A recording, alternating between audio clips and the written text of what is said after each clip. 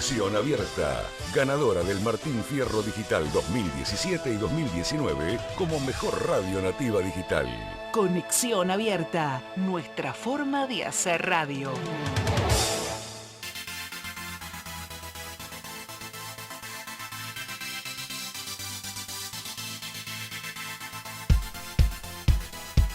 Aquí comienza Ciudad Imaginaria, un magazine dedicado a difundir los temas más relevantes de la cultura, espectáculos, deportes, política y salud, con la conducción de Miguel Ángel Lancilotti Falcón y la coconducción de Angie Belani, por radio Conexión Abierta. Quiero con vos, yo sigo de largo, voy a buscarte. Qué noche mágica, ciudad de Buenos Aires. Se queman las horas de esta manera, nadie me espera. Cómo me gusta verte caminar así. Me quedo con vos, yo sigo de largo, voy a buscarte. Me mata cómo te moves por todas partes. Se queman las horas de esta manera, nadie me espera. ¿Qué tal? Buen día, acá estamos en Ciudad Imaginaria. ¿Qué tal, Miguel? ¿Cómo andan? ¿Qué tal? ¿Cómo está Javi? Con Javier Peralta, nuestra estrella económica, Todo licenciada en Todo Economía. bien. Acá andamos, buen día para todos y todas. Sí, fin de semana movido, ¿no? Con todo, Javi? este fin de semana fue con todo. Danos unas con líneas todo. antes de Líneas la rápidas, primera entrevista. líneas ¿Qué rápidas. hiciste? ¿Qué hiciste? ¿Qué Recital pasó? de la UBA, elecciones en River Plate. Eso básico, ¿no? Después hubo obviamente los partidos de todo el final y después mucho ruido con lo del Fondo Monetario Internacional, mucho ruido político que ya lo vamos a hablar, pero de todo. Así que hay de economía tenemos y tenemos después para comentar lo que pasó en las elecciones de River Plate y lo que pasó en el recital de la UBA por los 200 años.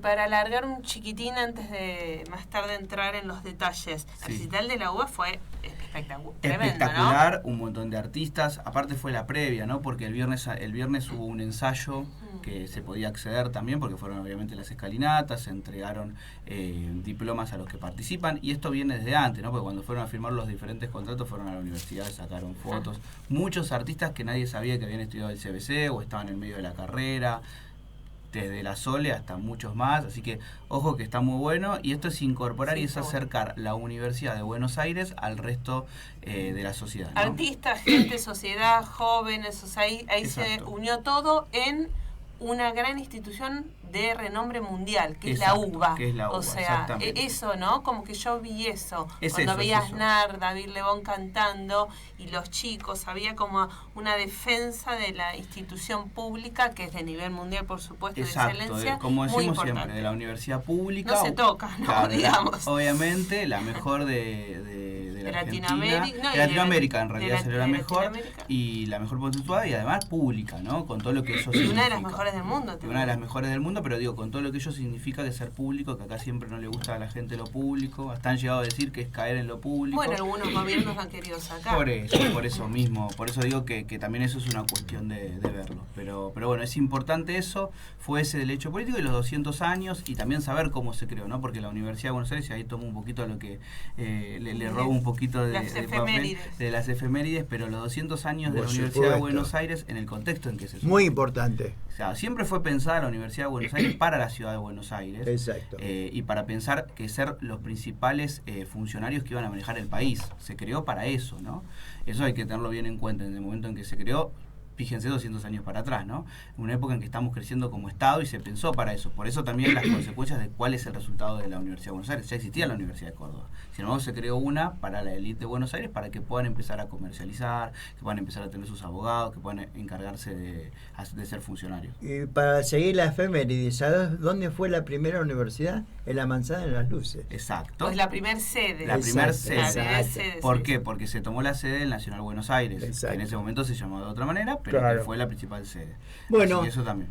Pero también voy a hablar de algo. Después Un seguimos, día de 1912 nacía Paloma Efrón, muy conocida como Blackie, pionera. Más conocida como Blackie, claro, sí. pionera de la radio y televisión, y fue la primer cantante femenina de jazz. Pero Eso yo no lo sabía, ¿vos? Javier? claro. No, la verdad que no, muy buen Y dato. y en homenaje al nacimiento de este personaje tan ilustre sobre la En la televisión, televisión fue lo máximo. hoy es el día de la productora Radio Televisión, a la cual o el productor. Angie, felicitaciones. Nosotros te A todos, felicitamos. felicitaciones, porque todos... Porque vos sos nuestra productora. Mi amor. Pero todos somos productores de lo que Exacto. hacemos. Pero Obvio. hoy haces el papel de co-conductora y productora y que lo haces muy bien y te agradecemos infinitamente tu labor. Exacto. Pero bueno, igualmente ser productor también es ser productor de la vida, ¿eh? Por O supuesto. sea, en la Muy vida bien. uno se produce... Pero también antes de cerrar, en 2013 muere la actriz Nia Quesada, abuela de Sí. Plaza de Mayo. Sí, Es sí. cierto. Y el otro día fue Javier, el cumpleaños de Eve, ¿no? Fue el cumpleaños, es cierto. Lo ¿Se festejaron. hizo algo? Sí. No, se hizo algo medio para Muy los íntimos, chiquitito. pero sí se hizo. Fueron varios representantes gremiales, de movimientos sociales, así que estuvo muy bueno. Sí.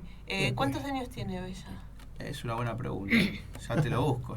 No, pero son como eternas las madres y las abuelas. Sí. Oh, por favor. ¿Qué tema cuando nos metamos en eso de fondo? Y es ¿no? un tema, es un Es tema, un es un tema. tema. No, es un porque tema. yo creo que es la supervivencia. Eve, Como ellos dicen, nuestros hijos nos 93 parieron. años tiene. Claro, ellas siempre dijeron, nuestros hijos nos parieron, ¿no? Como que nacieron con la desaparición de los chicos Exacto. y se hacen como eternas, ¿no? Muchas de ellas. Es y vos cierto. las ves físicamente, Estela Carlotto, por ejemplo, ¿viste cómo Estela está muy... Es una máquina, es una máquina. Sí. Es Bueno, verdad. Eve igualmente puede tener un problema físico o lo que sea, Lo digo que sea. en el caminar, pero cuando va y habla es una locomotora. Sí, Perfecto.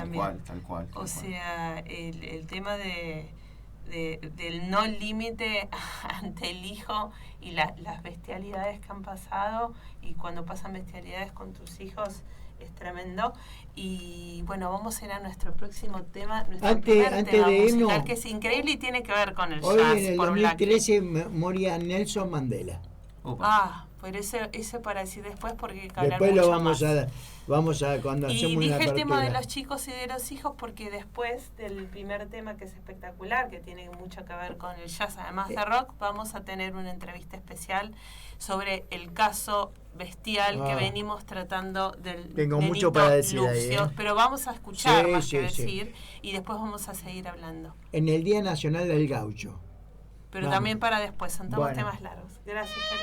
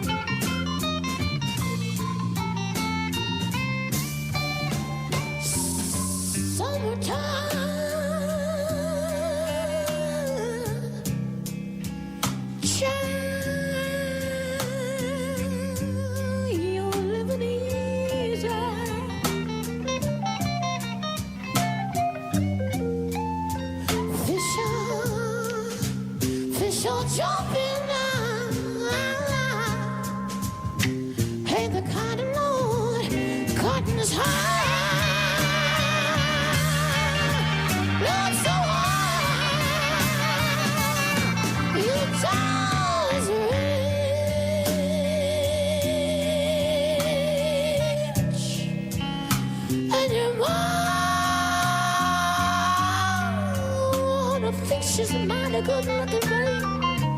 Oh, she's looking pretty fine to me now. Yeah. Hush, baby, baby. No, don't you cry.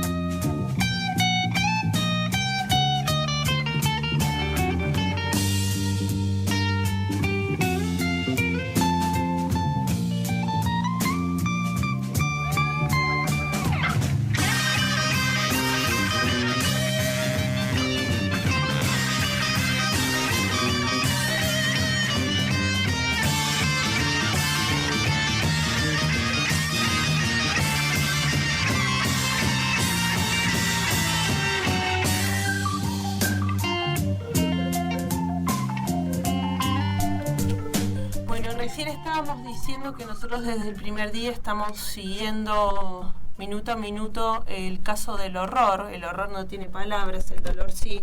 Este caso sin palabras de Lucio, el nenito que justamente ayer TN, Infobae también sacaron un video con el papá.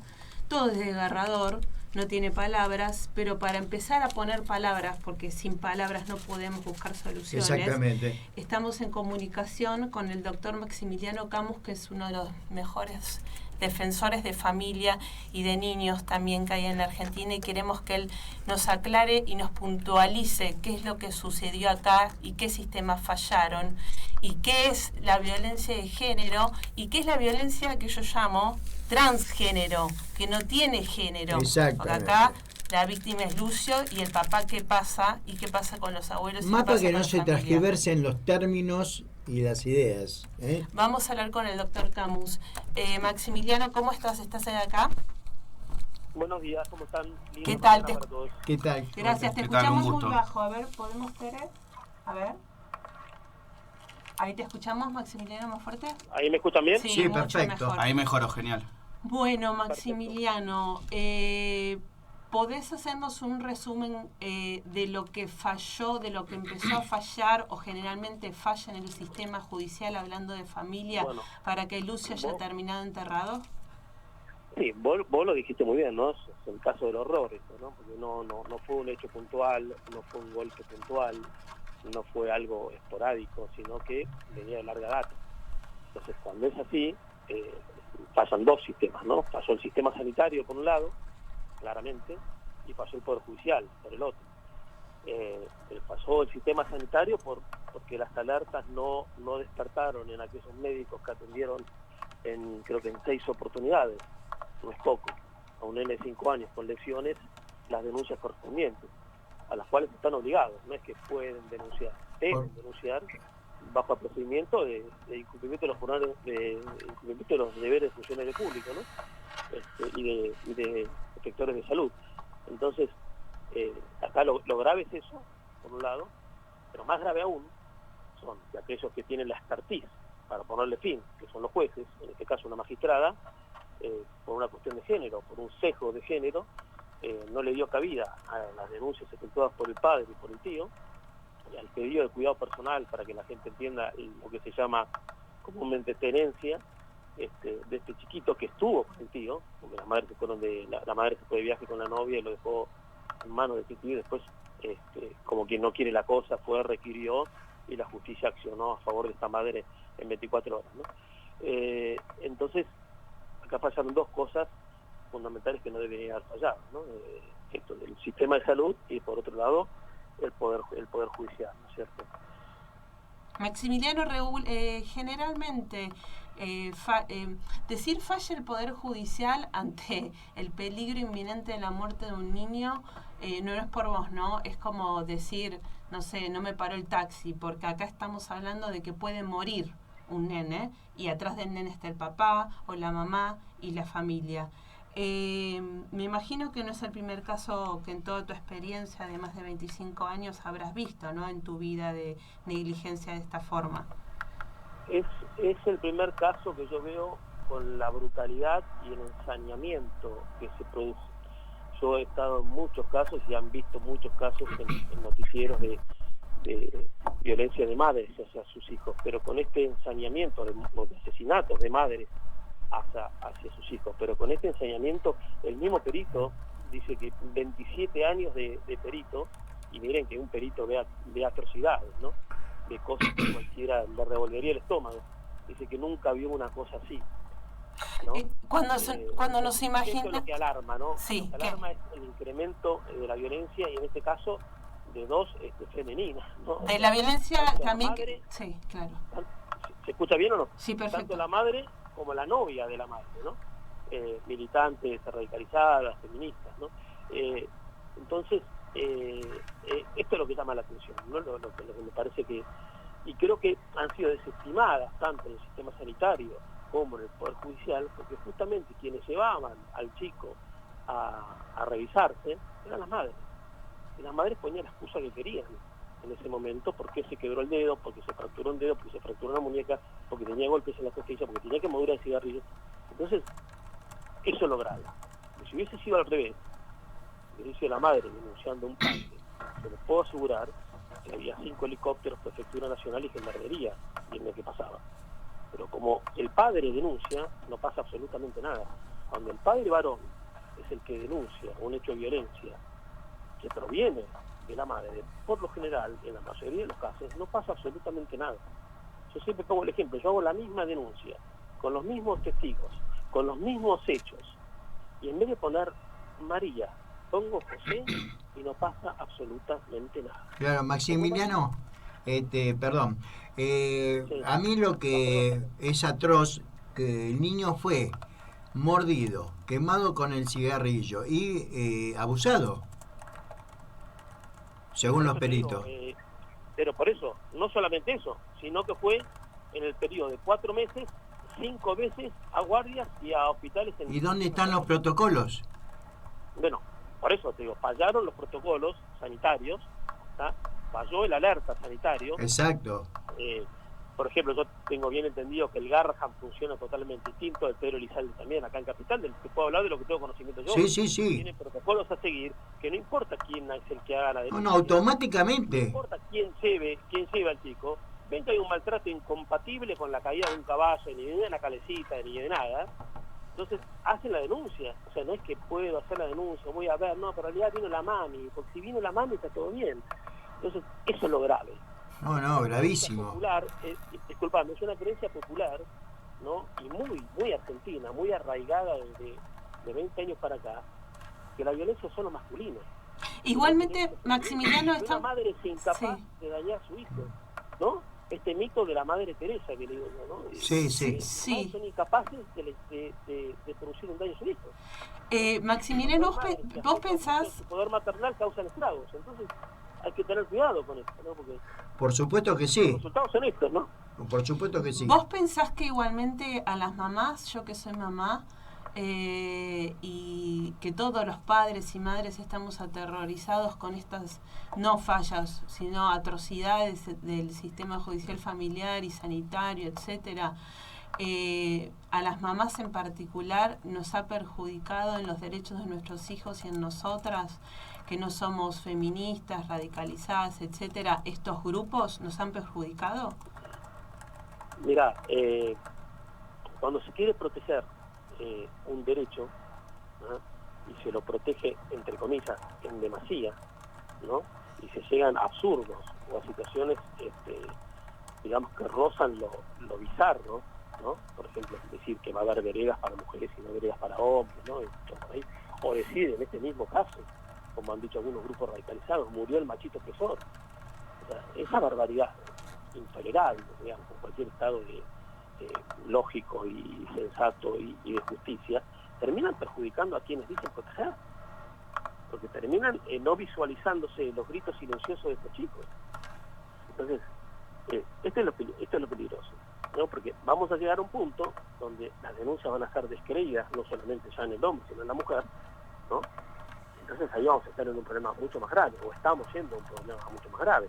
Esto lo denunció Cárdenas en el año 95, el abuso de la denuncia de abuso, donde grupos radicalizados o madres despechadas, o en busca de alimentos, o en busca de cuestiones de bienes, se colgaban de esto, de las situaciones de violencia que por supuesto existen y por supuesto son gravísimas, y celebro la creación de la EBD y celebro la creación de la ley 24.417 y todas las que vinieron después en protección de la violencia familiar, ¿no es cierto? Pero no se hace nada contra aquel que hace una denuncia falsa, ya sea mujer o hombre, no importa, no se hace nada. Entonces se les permite, ¿y qué es lo que produce eso? Un abuso.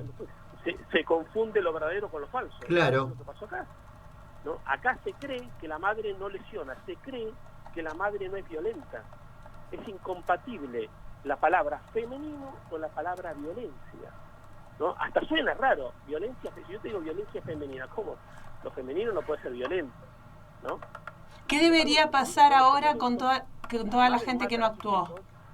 ¿Cómo? ¿Qué debería pasar ahora con toda la gente que no actuó, tanto en el Poder Judicial como a nivel sanitario? Bueno, les caben penas dadas por la ley 24.417 y otras de tipo penal por incumplimiento de los deberes y hasta podría ser hacer encubrimiento, ¿no? Y en algunos casos abandono, ¿no? Porque si yo tengo una persona que no lo puede cuidar, no lo dejo en cuidado de un tercero. Claro. Entonces podría configurarse la causa de abandono. Y con respecto a la jueza, bueno, hay que ver y evaluar si realmente hubo un pedido del padre, según los noticieros sí, hubo no solamente un pedido del padre, sino un pedido del tío, hubo denuncias efectuadas por el padre. ¿Qué pasó? Como eran contra la madre, nadie les hizo caso. Porque hay que pensar esto, porque la única forma de pensar que no se hizo nada es porque las denunciadas eran madres. Sí. ¿Te puedo hacer una consulta? Y que era una locura del padre, esto es una locura del padre. Igual, una consulta que va con este tema. Esto de la pandemia en sí, ¿perjudicó en ese sentido y en todos los sentidos? ¿Perjudicó esto? O sea, podemos decir que en la pandemia, a raíz de que en algunos casos no se podía movilizar a los niños, ¿esto se hizo peor? ¿La justicia demoró más o no? Perjudicó en varias cosas. Perjudicó primero por el acceso a la justicia, que si bien hay teléfonos y el Ministerio Público de la Defensa funciona relativamente bien, sobre todo acá en Capital, desconozco el de La Pampa, desconozco el de Santa Rosa, pero acá funciona muy bien. Lo que produjo no es tanto eso, sino la cantidad de tiempo de interacción familiar, donde se exacerban los digamos, situaciones de violencia que por ahí eran contenidas porque el chico no estaba o las niñas no estaban en la casa, porque estaba 8 horas en el colegio, 6 horas en el colegio, porque la madre trabajaba. Esto, estar todos juntos, y bueno, exacerbó mucho, inclusive la violencia del hombre hacia la mujer también, por supuesto, ¿no? Hubo muchas más denuncias de violencia intrafamiliar durante la pandemia. ¿Y el accionar judicial en ese sentido estuvo a la altura de las circunstancias o no únicamente se quedó en tratar de vaciar las cárceles, para decirlo de algún modo? Mira, eso habría que verlo puntualmente en cada caso. Yo creo que, como te digo, hubo un incremento brutal, notorio, de la situación de violencia intrafamiliar, y en algunas se respondieron y en otras no se habrán respondido. Y cabrán las penas que cabrán, el desafuero, el juicio político, lo que fuese en el caso que nos actuó. Acá, si es real y los relatos hechos tanto por el padre como por los periodistas de Santa Rosa, en función de que se hicieron las denuncias, y esta magistrada no actuó porque las denuncias eran contra una mujer, y no actuó porque las denuncias eran contra la madre, porque la única razón por la que puede haber no actuado es por esa. O sea, los golpes eran de larga data, esto no fue un hecho puntual. No fue esa madre, ¿se acuerdan? Hace 2 años que mató al nene en el hidromasaje, y cuando la periodista le preguntó por qué lo hacía, dijo, para cagar al padre. Sí. Eso es un hecho puntual. Ahí los sectores de salud no pueden reaccionar, la justicia tampoco, porque un día la madre se levantó, lo ahogó en el hidromasaje, porque actuó por despecho, por locura, por lo que fuese, pero ahí no le podemos echar la culpa ni a un juez, ni a un, porque no había denuncia, no había nada. La madre se levantó y hizo eso, ¿no? Maximiliano, ¿qué tiene que cambiar o qué hay que puntualizar en la ley o qué hay que hacer para que esto no pase? Porque, a ver, yo siempre tengo un bastoncillo. ¿Cuántas mujeres tienen que morir para que la cosa funcione? Porque ya tenemos una mujer muerta que fue este fin de semana y siguen las muertes y siguen. Y los chicos también, y los padres son destrozados, etcétera. Entonces, ¿qué tiene que cambiar o a ver qué? Y este mismo fin de semana tenemos un padre también muerto por la mujer, ¿no? Este mismo fin de semana. Yo lo que creo que hay una triangulación que acá tiene que terminar, que es, primero, creer en todas las denuncias. Perfecto. Primero, creer en todas las denuncias. Yo no digo que porque sea falsa la denuncia no haya que creerle. Creámosle, activemos los protocolos, activemos en consecuencia, pero si esa denuncia se demuestra que es falsa, se demuestra fehacientemente que es falsa, tiene que haber sanciones. Exacto. Entonces, tiene que haber una prevención. Una madre o un padre que hace una denuncia falsa de abuso hacia el otro progenitor, de abuso de violencia, en cualquier país serio, Suecia, Canadá, Estados Unidos, va presa. Sí. Va presa. Acá no pasa nada. Acá un juez, frente a una denuncia falsa de una madre, le pone un asistente social al padre para que la mami esté tranquila. Entonces es un disparate. Entonces eso permite, ¿no?, que se proliferen este tipo de falsas denuncias, con lo que trae aparejado que las denuncias reales y verdaderas no se tengan en cuenta después. Entonces, eso es lo grave. Entonces, primero sanciones, tanto para un magistrado que no actúa, como para que un padre que hace una denuncia falsa, una madre que hace una denuncia falsa, tenga sus sanciones. Con la reversión de la tenencia como terapéutica jurídica, como medida terapéutico jurídico. Esa madre no puede seguir al cuidado de ese chico. Ese padre no puede seguir al cuidado de ese niño. Entonces, como medida terapéutico jurídico, reversión de la tenencia, inmediata, ¿no? Sanción para el que hizo la falsa denuncia. Sanción para el juez que no actuó. ¿Cuál es la sanción? Juicio político. Sin jubilación. Que labure, que salga a laburar, ¿no? Que labure como todo ser humano. Se labure. Exacto. Y la pena de prisión, en el caso que corresponda, para aquellos sectores de salud que no han hecho la denuncia correspondiente.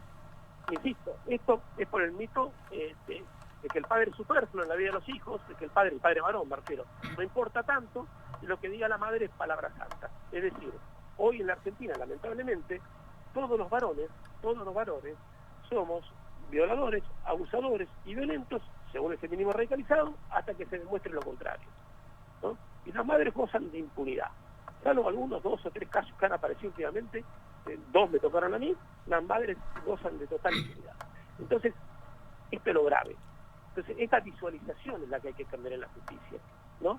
Como también, Maximiliano, tiene que entender que una madre puede ser violenta, no descreer de la denuncia que hace un padre en función de la madre, como tampoco se descree de la denuncia que hace una madre en función de un padre. Exacto. Una de las dos hay que descreerla, hay que tomarlas, hay que activar los protocolos, el botón antipánico para ambos, hay que ver qué pasa, hay que tener, por ejemplo, ninguno de estos médicos que atendió a Lucio estuvo en privado, y el protocolo dice que cuando hay una señal de abuso, de violencia, es un menor, una quemadura de cigarrillo, un dedo fracturado como tenía este chico, una costilla lesionada, tiene que sacarse a la madre o al padre, a quien lo haya traído a la consulta, y estar a solas con el menor. Tal cual. Y preguntarle qué fue lo que pasó. Y ahí mismo activar. Yo tengo un caso donde en la misma guardia se activó el protocolo, lo sacaron al padre y a la madre, ambos eran violentos con el menor, ambos, la pareja era violenta con el menor, y se entregó, pero en ese mismo momento, o sea, no se fue esa tarde con la madre y la justicia veía a ver en qué momento actuaba.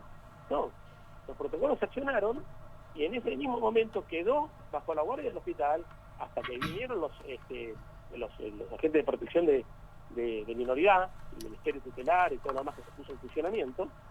Se le asignó una guarda, que no me acuerdo ahora bien si fue con la abuela, con el tío, con quién fue, ¿no? Hace bastante, pero en ese mismo momento, o sea, no es que a la tarde volvió, porque la venganza de ese padre o esa madre violenta frente a un chico que los denuncia puede ser gravísima, puede ser claro. Ahora vos fijate la violencia, no solamente de esta mamá y esta novia contra su hijo, sino de lo que les pasó después a ellas mismas en el penal. Sí. Fueron moridas a palos en el penal. Exactamente. Entonces, no me vengan a decir que las mujeres no son violentas. Exactamente. Esa es una creencia muy argentina. Como también, Maximiliano, hay hombres que acumulan denuncias de malos tratos y la justicia, pero además juezas que hacen caso omiso a esas denuncias y acumulan hasta que pasa una desgracia. Cuando pasó la desgracia, yo, pobre, y se implementan, a ver, ¿qué? Ya es tarde. Exacto. Por eso te digo, se descree que en las denuncias que hacen los padres varones, digamos, se descree en eso. Exactamente. La denuncia que hacen. Es gravísimo, pero es muy nacional este tema. No pasa en otros lados, ¿eh? Sí, es cierto. También cuando reciben golpes algún varón, va a la comisaría y lo cargan. Claro. Esto es importante, Maximiliano. A ver, muchas veces, y eso es un tema para que sepan, ¿no? Yo en las provincias sobre todo, ya en capitales como que está un poquito más, igualmente pasa, más naturalizado, pero ha pasado que muchas veces varios varones han ido a una comisaría golpeados y los cargan, o no les creen, o no les toman la denuncia. Exacto. Entonces ese también es un tema a tratar, Tengo ¿no? muchos clientes donde miren, yo no me animo a hacer la denuncia, me da vergüenza, Ahí está. mi compañero de trabajo me da vergüenza. Pero es grave, o sea. Sí que es grave. Y esto pasa justamente por la irrupción, no del feminismo, que bienvenido sea desde los 70 hasta acá, es un movimiento revolucionario y que por suerte levantó las banderas de la igualdad, la justicia, la no violencia, no estoy hablando de ese feminismo, estoy hablando que ese feminismo lo aplaudo y lo celebro. Estoy hablando de feminismo radicalizado, ¿no? De esto del odio al hombre, el adoctrinamiento del odio al hombre. Sí. Por eso te dije que nos afecta hasta a las mujeres o las que somos mamás. Decir un nene de 5 años que es un machito opresor es de una gravedad. Por supuesto. ¿no? Pero bueno, es lo que tenemos, lamentablemente. Sí, es lo que tenemos, pero es lo que hay que cambiar. Ustedes ustedes, ¿no? Abogados así de tu talla que peleen por los derechos de los chicos, de las familias, de la igualdad, por los derechos de los padres, ¿están unidos en alguna asociación? Cuando pasan estas cosas, ¿luchan de alguna manera en particular? ¿Hacen algún movimiento? ¿Se puede denunciar internacionalmente? Digo, porque mientras que nosotros estamos haciendo esta entrevista, sabemos perfectamente que esto le está pasando a otro nene, por ejemplo. Sí, hay varias. Se pueden googlear, hay varias. Infancia compartida es una de ellas, hay varias. Afante, hay varias. Yo no estoy enrolado en ninguna por una cuestión de trabajo profesional, digamos, ¿no? Para que no se desmitifique lo que uno hace. Me gustaría por ahí integrar todas. Pero, claro. Nada, el Poder Judicial también tiene sus requemores. Entonces hay que manejarse con cierta cautela. Maximiliano.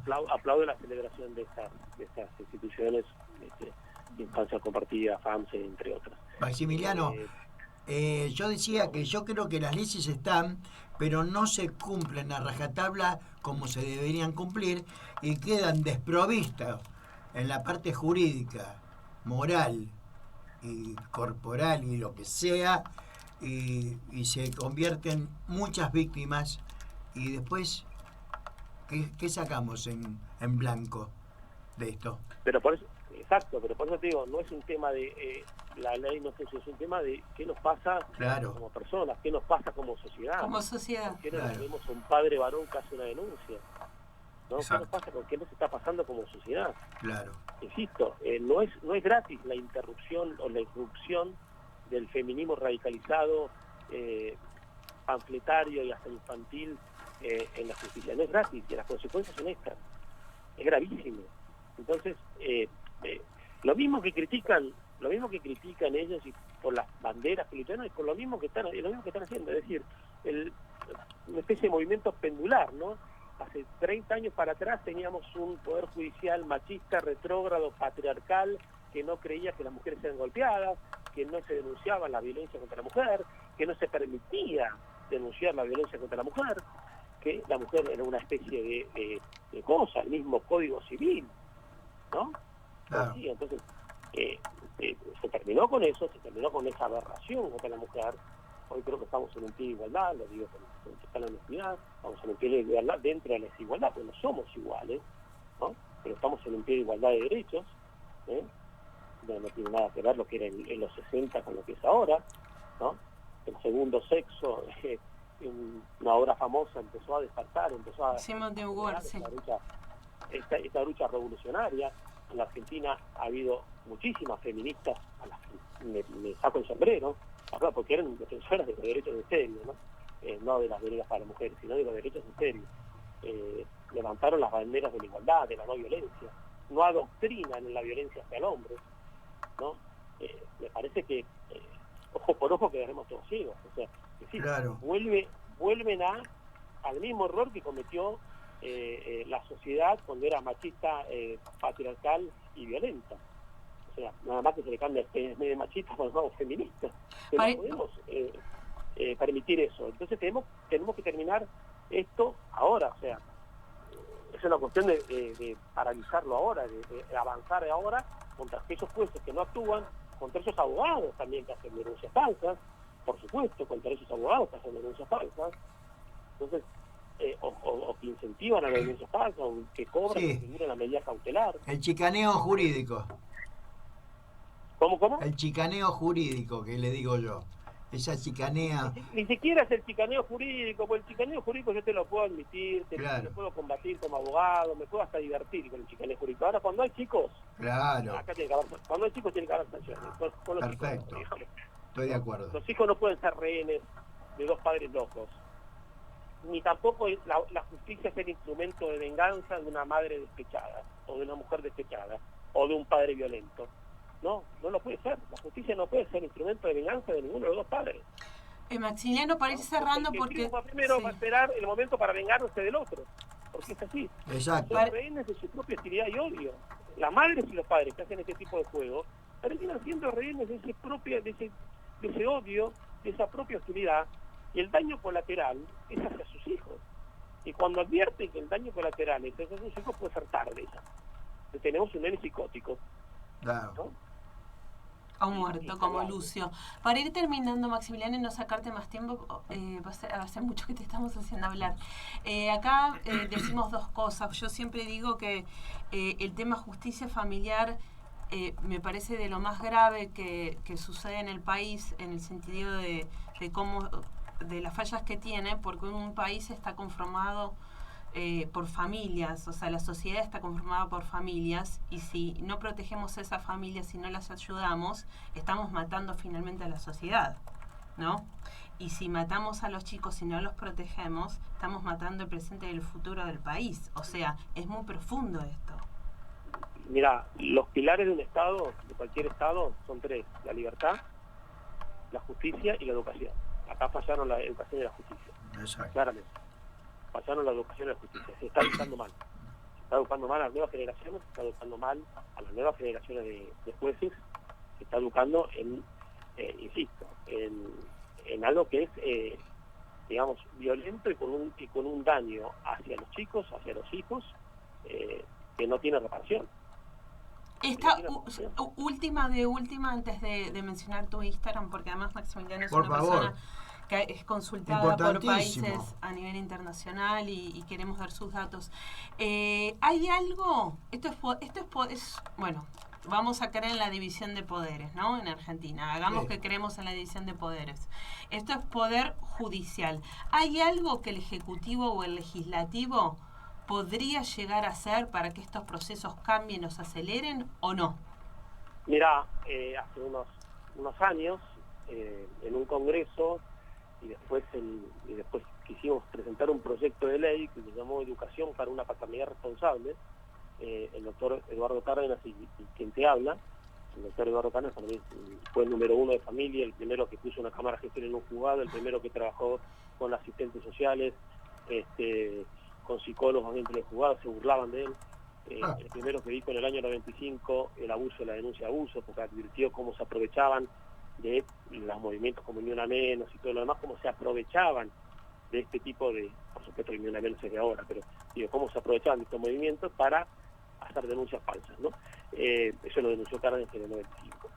Ese mismo juez, conmigo, hicimos un trabajo que se llamó Educación para una Paternidad Responsable, donde era una ley que se exigía que en todas las situaciones de conflicto intrafamiliar, primero los padres tenían que hacer un curso, ¿no?, para entender de qué se trataba, para entender el daño que se le producía a un hijo por acciones entre ellos, ¿no?, el daño que se le produce a un hijo por la judicialización injustificada de causas, ¿no?, e inclusive para magistrados, ¿no?, para funcionarios de la justicia nacional.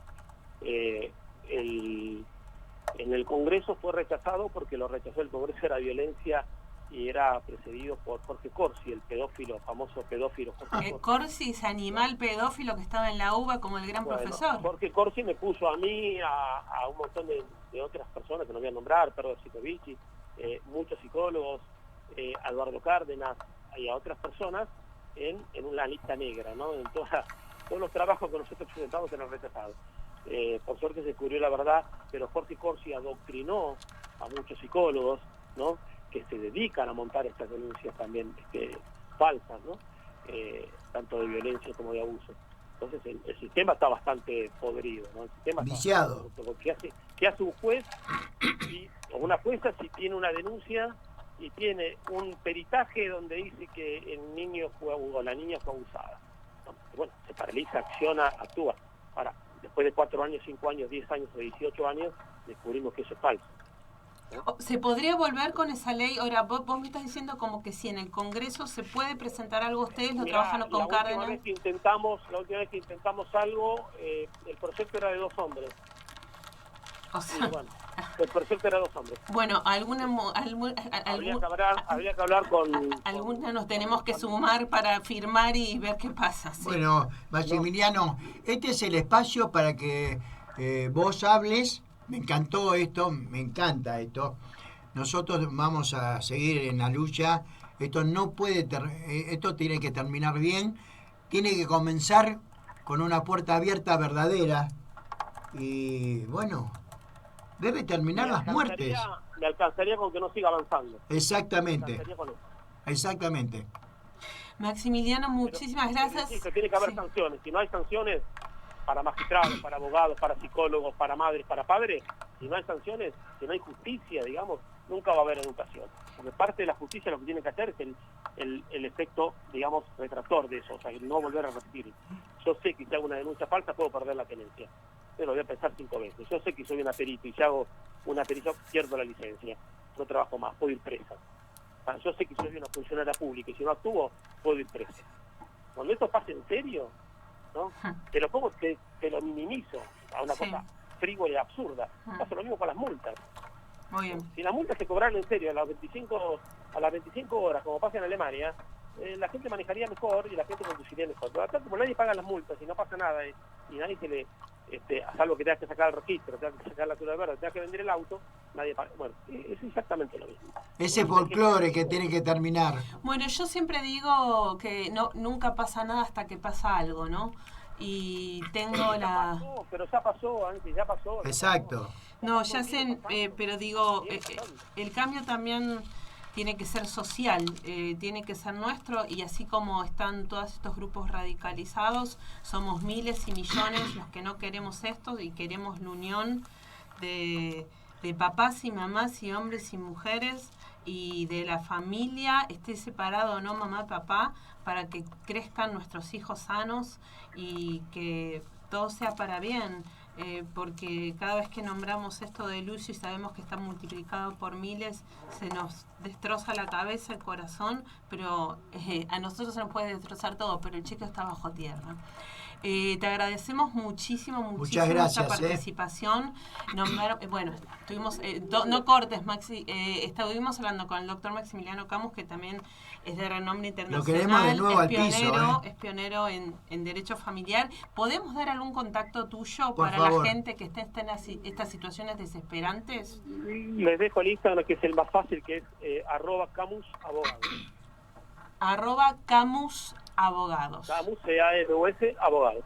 Perfecto. Perfecto. Maximiliano, te agradecemos muchísimo tu participación. Que tengan un excelente día. Gracias. Gracias.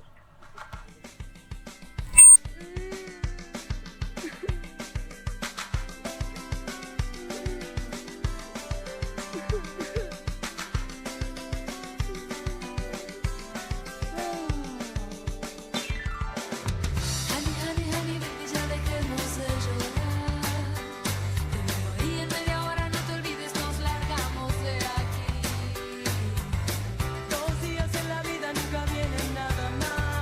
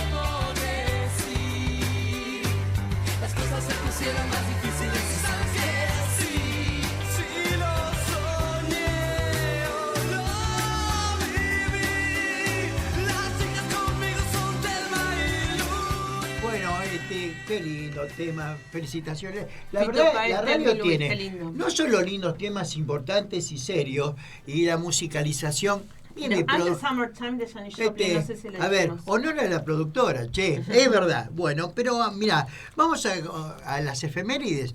En 1791, Wolfgang Amadeo Mozart, compositor nacido en Salzburgo, moría a los 35 años. Y también nacía en 1868, Lisandro de la Torre. Mirá, Un grande. político, escritor, una persona muy avesada en la política.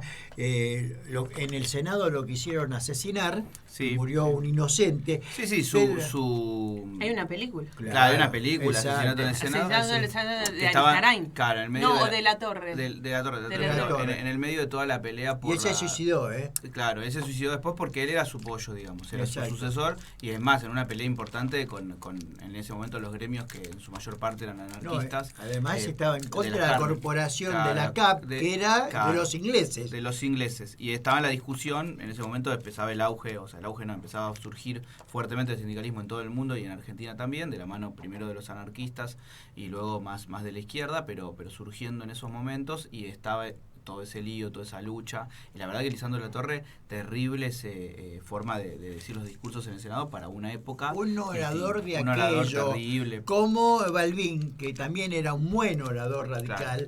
A mí me fascinaba porque yo estudié oratoria y cada profesor tiene una impronta, que también hay cursos que tienen teatro, que es fascinante. Claro. Pero nosotros hemos tenido oradores como Juan Domingo Perón, Exacto. Balbín. Alfonsín también bueno, era mismo- buen orador. Dicen que el último fue Alfonsín. Exactamente. Sí, igual muy buen orador. mismo Cristina, que Sí. ella dice los discursos sin leer, ¿no? Porque, a ver, Exacto. una página aparte, te puede gustar o no lo que diga, pero Perdón. hay muy pocos Yo oradores que hablan. Vuelvo a repetir, no soy Sí, no es santa de tu devoción, no, pero, pero estás hablando yo de la otro quiero tema. al lado mío como No, claro, operadora. pero Olvidate. aparte, pero Fue digo, su cuadrazo. como oradora ustedes tienen que No. escucharlo, porque nosotros pasamos de un presidente como Carlitos, que se fue a la estratosfera en un discurso, Sí. a una persona que la verdad que dice los discursos, o sea, no, ella en ese momento, ¿no? Y sigue una línea, ¿no? Es que, y aparte ha hecho los discursos en el Senado, ¿se acuerdan? Cuando era presidenta, No, alguna de las últimas veces Igual, estuvo perdón, 4 chicos, o 5 nos horas. estamos olvidando de la gran oradora de la historia argentina. Eva Perón. Evita. Por Dios. O Bueno. sea, chicos, los Yo soy discursos- evitista, perdón. Yo no, soy muy pero evitista. tengo libros de los discursos No, de Eva no, no, Perón. O sea, por perfecto. favor. Han inventado, Perón y sobre todo Eva, han inventado frases y conceptos que duran al día de hoy en la política mundial, Vos fijate, no nacional. la mejor biografía de Perón es de John Page, son 2 tomos, es norteamericano, muy buena, recomiendo a algunos también leer el plan trienal y el quinquenal. Sí, también. claro, Por claro, favor, claro. léalo, así se desasnan algunos y son verdaderos peronistas, ¿no es cierto, Javier? Exacto. Porque si el 10% de lo que él escribió, el general, hubiera sido a nosotros... Aplicado, si hubiera sido aplicado, en Olvídate, serio. ¿sabés lo que era? Pero Evita fue la parte social más Sí, importante del peronismo. No, sus frases, su forma de dirigir. Bueno, a ver, cuando uno va al Museo de Perón y lo primero que Una ves mujer sufrida. es no en pantalla grande, en ese cubo que te meten, que vivís el velorio y están las velas originales. Es una cosa como de película, hoy no lo podés Evita creer. también sufrió la violencia de género, porque en ese Bueno, tiempo sí, era claro. natural Claro. y en ese recibió... Hay una cosa que no hablamos con Maximiliano que quiere decir como mujer. Exacto. Yo la peor violencia que siempre recibo... No la peor violencia, pero una de las violencias más seguidas que recibo como mujer es de parte de las mujeres. Exacto, es verdad. Pero, o sea, de verdad, o sea, la antisolidaridad que existe de parte de la mujer que no le interesa absolutamente nada. Yo no pretendo que nadie se ponga en mi lugar, o sea, yo puedo ser más empática, no todo el mundo lo es, X, pero realmente cuando a la mujer no le importa, tiene una despersonalización que no le interesa, es más brutal que un hombre que me puede tocar con las mismas características. Sí, hay mujeres juezas, por suerte no son todas, que están con el abusador, con el golpeador, que toque el otro, pero en condición de mujer. ¿Qué es eso? Por Dios. Bueno, yo este fin de semana tuve un cruce con... porque el colectivo de mujeres actrices... Hablar. Muy bien. Ante lo de Lucio sacaron un... Gracias, bien. Sí. Sacaron un comunicado, ¿no? De, bueno, lo que estamos diciendo nosotros. Sí. Entonces, hablaban de solo mujeres. Sí. Y yo no uso como vos, Javi, yo no uso la X o el E de todos, etcétera. No lo uso, ok. Ya sé que la Real Academia Española dice que no se usa, pero no es que no lo uso por eso. Pero a mí no me va tampoco, no lo uso porque no es parte de mi léxico. No, yo tampoco es que lo uso mucho. Pero no, ¿sabes por qué lo nombro? Porque entiendo que para llegarle a la mayoría de la gente, yo lo tengo que usar. A ver, ¿no? Es algo para llegar a, es un puente. Claro. No es algo. Entonces dije, todos tenemos que luchar por eso, no es solo una cuestión femenina. Exacto. O sea, quise decir, ¿no? Para no poner todos y todas, claro, ¿no? Dije, todos tenemos que, o sea, hombres y mujeres, luchar por esto. Está bien. Bueno, la arquitecta estuvo toda la tarde y toda la noche agrediéndome, insultándome, y en vez de hablarme de Lucio, porque yo no estudiaba la Real Academia Española y ponía con la E. Bueno, sí, a ver... Igual, a ver, yo ahí en una cosa, yo sí. La verdad que no lo utilizo mucho, pero en estos casos... No, por pero eso, escuchá que estábamos hablando del nene muerto. O sea, el debate era sobre el niño muerto. Pero por eso te digo, hay una pelea importante que se pierde el eje de la discusión. Y no se lo dije. Le dije, estudiá Derechos Humanos y por favor concentrate en un nene de 5 que mataron.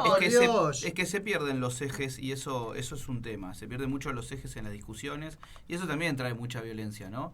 Sí, yo lo quise cortar ahí, le dije, por favor, lee Derechos Humanos. Pero eso es un tema, la verdad que es importante, porque en todos los sectores pasa, ¿no? Que se pierde el eje y empezás a discutir y a pelear por una cosa que no tiene sentido. La realidad es que eso es se transgiversa la línea de conducción. Exacto. Yo conozco parejas lesbianas que sí, le dicen, a la cual son excelentes madres, son amorosas. No tiene nada que ver, aparte. Entonces, aquí no genera harto de la generalización, individualización, por favor, de una vez por todas. Dejémonos de joder hablando, porque entonces, a ver, quieren imponer lo que a mí no me lo van a imponer. Y a ver, ustedes pueden hablar como se les dé la gana, yo las voy a respetar, pero yo me crié con Menéndez Pidal Nieto, de la Real Academia, profesor de literatura, de la cual me hizo escritor. Entonces yo tengo otra contextura intelectual. Entonces a mí no me quieras imponer algo que no acepto. Obvio. ¿Estamos? A ver, yo puedo respetar, sí, soy respetuoso. Me criaron para ser respetado y respetar. Pero no quieren imponer algo y transgiversan todo. Exacto. Encarajinan todo, para decirlo bien en criollo. ¿O no, Angie?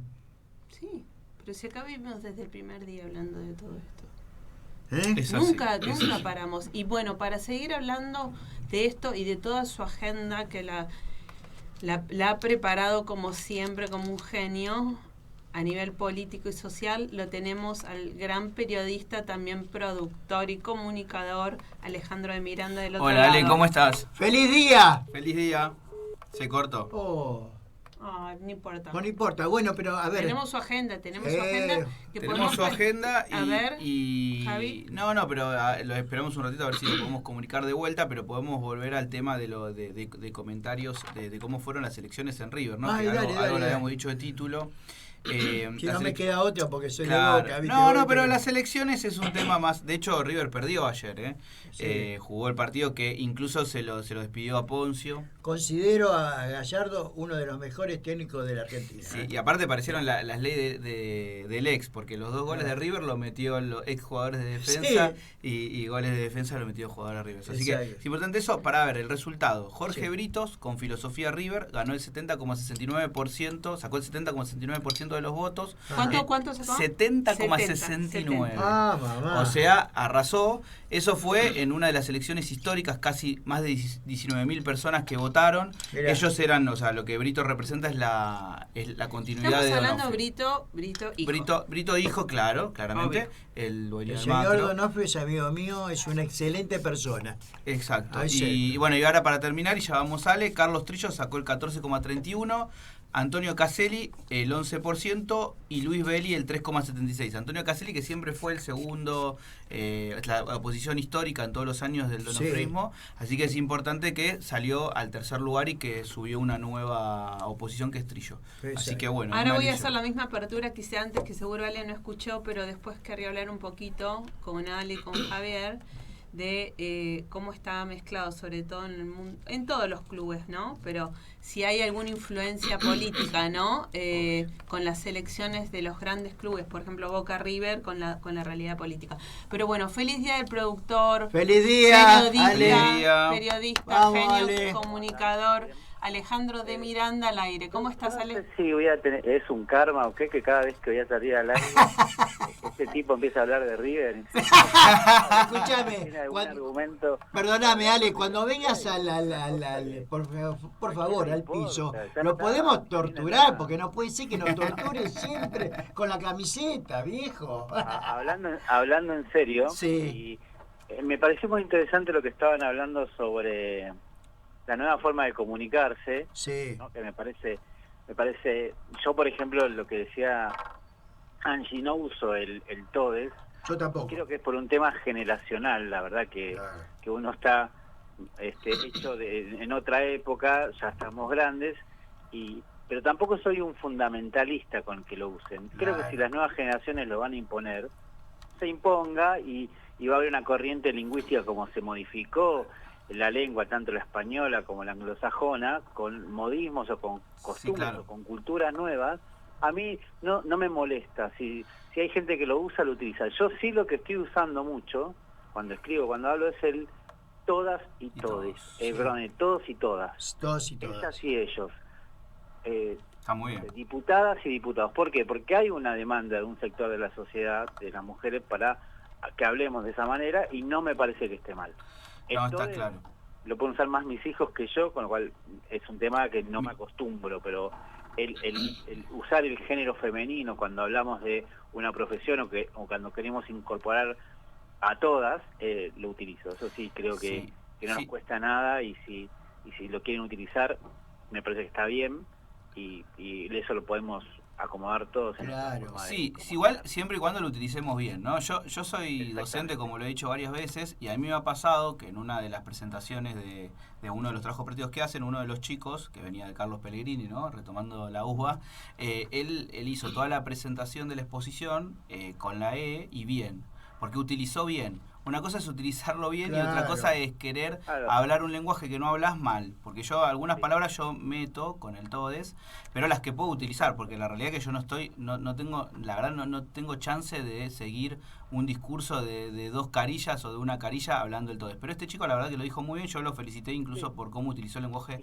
Y a mí lo que me molesta, hay varios comunicadores que se mofan de eso. Exacto. A eso iba. Eso no está bien. A todas las palabras, y como dijiste vos, utiliza con los términos de género o con los conectores, no con todas las palabras. No, claro. Ale. En vez de decir la mesa, vamos a decir mese. Exacto. No seamos estúpidos. Ale, no quiero dar nombres propios, pero he escuchado a Novarecio reírse. Novarecio lo dice Me siempre. parece una falta de respeto. Por supuesto para el que sí. público, más que burlarse de alguien que lo utiliza. Es Exacto. un tema de generación, y dejemos que lo utilicen. Y si esa corriente va a prevalecer, seguramente se va a modificar la lengua para eso. Pero perdón, ¿de qué se ríe Novarecio? Es un tema cultural que a mí no me convoca, pero por un tema de edad. Si yo tuviera la edad de mis hijos, quizás lo utilizo, no lo sé. Ale, ¿de qué se ría? Perdón, no te escuché porque Novarecio, ¿de qué se ríe? ¿De qué se ríe Novarecio? Por ejemplo, Novarecio una vez, me acuerdo hace poco, estaba hablando con una funcionaria que utilizaba el lenguaje inclusivo, y él a todas las palabras le ponía, por ejemplo, le ponía los adjetivos al verbo, y no va ahí la final de, porque ahí no es inclusivo un verbo, un adjetivo. Exacto. Yo no quiero decir, si tengo que decir hermosa, decir hermose, Eso, es decir heladera, digo heladero. O en esas cosas como una burla, y está mal, es decir, puede no gustarte y él puede marcar una posición, yo no lo voy a usar, me parece bien. No, pero él como comunicador no puede hacer eso. Porque faltarle respeto al otro. Exacto. Entonces, y además informamos mal, porque yo acá lo que digo es, me parece que si se va a incorporar, se va a incorporar con el propio peso de que un gran sector de la sociedad lo utilice, como que puede pasar, y no está mal que nosotros subimos el género femenino en cuanta frase tengamos, no digamos más el día del médico, podemos decir el día de la médica y el médico. No está mal. No está mal esa expresión. Sí, y parece que si es una demanda de las mujeres para que sentirse parte, no nos cuesta nada. Ahora, yo el tema del lenguaje inclusivo con la E no lo utilizo, pero porque no estoy acostumbrado. Entonces, es un tema que creo que las nuevas corrientes, las nuevas generaciones lo pueden imponer, y es cuestión de no exagerar, digamos. No exagerar la crítica ni exagerar utilizarlo. No, a mí lo que me molesta, Ale, es cuando me quieren imponer. Yo puedo respetar, exacto, pero no me gusta que me impongan. Primero, yo escribo, estoy ahí plasmado tuve un profesor de la Real Academia de España, de Letras, que fue Menéndez Pidal Nieto. Entonces de repente no me va ese lenguaje inclusivo, ¿me entendés? Entonces, a ver, pero yo no soy quien para ningunear a nadie. Exacto. Bueno, vamos a entrar en la agenda porque en realidad la E venía por el tema del feminismo que yo quería defender, no hablar del tema del nenito Lucio, y en vez de hablar del nenito Lucio, una persona me empezó a criticar porque yo usé la E, que no la uso, pero la usé a propósito para que todo el mundo se sienta incluido y que sea una lucha de a dos, de hombre-mujer, a favor de los derechos de la familia. Esa parte que dijiste, te escuché y estoy totalmente de acuerdo con vos. Cualquier tipo de fundamentalismo está mal, y en ese caso, acá cuando hablamos de violencia, como bien dijiste vos con el entrevistado que tuvimos anteriormente, muy interesante por cierto, es que la violencia no tiene género, la violencia es transgénero. Muy bien. Hay muchos casos de violencia de género contra la mujer, sí es real. Pero también con el hombre. Cuando criticamos un hecho de violencia tenemos que ser realmente contra todo tipo de violencia, más allá de qué género sea. Y esta competencia, este fundamentalismo, no sirve para nada. No, así estamos, con Lucio muerto. Sirve para que haya más violencia, sirve para matar a los nenes, etcétera. Para esas cosas, sí. Bueno, Ale, entramos en tu agenda. Dale, Ale. Hay varios temas interesantes que pasaron en estos días, en términos políticos, que tuvimos la semana pasada, el procesamiento de Mauricio Macri respecto a las escuchas a los familiares y víctimas de Lara San Juan. Sí. Dijimos que el paso siguiente seguramente iba a ser la apelación de Macri y que esto sucedió. Esta mañana se conoció que Mauricio Macri o sus abogados apelan el procesamiento, y sobre todo lo que más impone es apelan el embargo y la prohibición de viajar. Recordemos que cuando Macri se enteró de su procesamiento sobre esta causa, él estaba afuera, volvió y es lo que dice, o por lo menos lo que dice el escrito de sus abogados contra el procesamiento del juez Martín Baba, es que es una pena anticipada prohibirle, embargarlo, y que esto te da a seguir los caminos judiciales que tiene que seguir esta causa. La apelación es una de ellas, pero apenarlo, a prohibir irse del país o un embargo económico, ellos sienten que es obviamente que están en contra, creen que es una pena anticipada y hablan también de una persecución política y demás. Su abogado, recordemos que es Pablo Lanuse, sí, que además de ser abogado fue funcionario, seguramente que Javier lo recuerda bien y ustedes lo recuerdan bien, fue funcionario en el cercano a Gustavo Vélez, hoy funcionario del gobierno, en el primer gobierno de Néstor Kirchner, y después se alejaron obviamente de ese gobierno, y después creo que es un dirigente radical y que militó en la oposición, digamos, al gobierno actual. Exacto. Bien, ¿no? Esta semana aparte fue complicada. Sigamos con tu agenda que era gigante, ¿no? Sí, bueno, este es un tema que a mí me parecía muy importante, que como nosotros estuvimos haciendo un seguimiento de Lara San Juan, me parece que es muy bueno que hablemos qué es lo que pasó esta mañana, porque se conoció esta mañana la apelación de la defensa de Macri. De Macri. Otro tema importante es que también dijimos la semana pasada que el próximo 7 de diciembre, o sea, mañana, juran los nuevos diputados Exacto. en la Cámara. 127 diputados van a jurar, nuevos diputados de todo el país, y que después de a lo que se llama sesión preparatoria van a elegirse las autoridades. Está casi confirmado que Sergio Massa va a seguir por un periodo más, por el 2022, como presidente de la Cámara, y después lo que vamos a ver más adelante, vamos a ver cuáles son las presidencias de las comisiones y también las autoridades. Pero ya hay algunos problemas políticos. Ahí va, eso es importante. Esta mañana también, que hay una pelea muy grande en el radicalismo, digamos en el bloque Juntos por el Cambio, que hay un sector, el sector que encabeza el senador Martín Lustó, que le pidió la presidencia del bloque a Mario Negri. ¿Por qué? Se la pidió porque Mario Negri no le fue bien en Córdoba en las elecciones, le ganó, digamos, la corriente de Luis Juez. Entonces le pidió la presidencia de la Cámara, primero la presidencia del bloque radical, para después competir por la presidencia del bloque Juntos por el Cambio. Bueno, esto fue una pelea previa, no sé si, es decir, no se dio Mario Negri con el apoyo del macrismo ante esta situación, entonces se oficializó hoy la ruptura del bloque Juntos por el Cambio, que hay un nuevo bloque, que es, digamos, la corriente radical que encabeza Lustó, y no es un dato menor, porque son 12 diputados que va a tener este nuevo bloque en la Cámara de Diputados, Y si quieren, describimos más o menos los nombres de estos diputados, que son de pesos. Por ejemplo, Martín Tetaz, que era el segundo de Vidal en la lista en la Ciudad de Buenos Aires. Sí, importante. Es muy importante. Emiliano Jacobiti, que también es un referente importante del radicalismo porteño. Sí, vicedecano de la Facultad de Ciencias Económicas. Todos estos 4 de la Ciudad de Buenos Aires, o sea, de los diputados que tiene la Ciudad de Buenos Aires en el bloque Juntos por el Cambio, 4 diputados radicales de esta ciudad van a tener un bloque propio. Y qué bueno que llegó nuestro compañero que es especialista en temas de la ciudad. Sí. Hay que ver si esto no repercute en la legislatura de la ciudad también.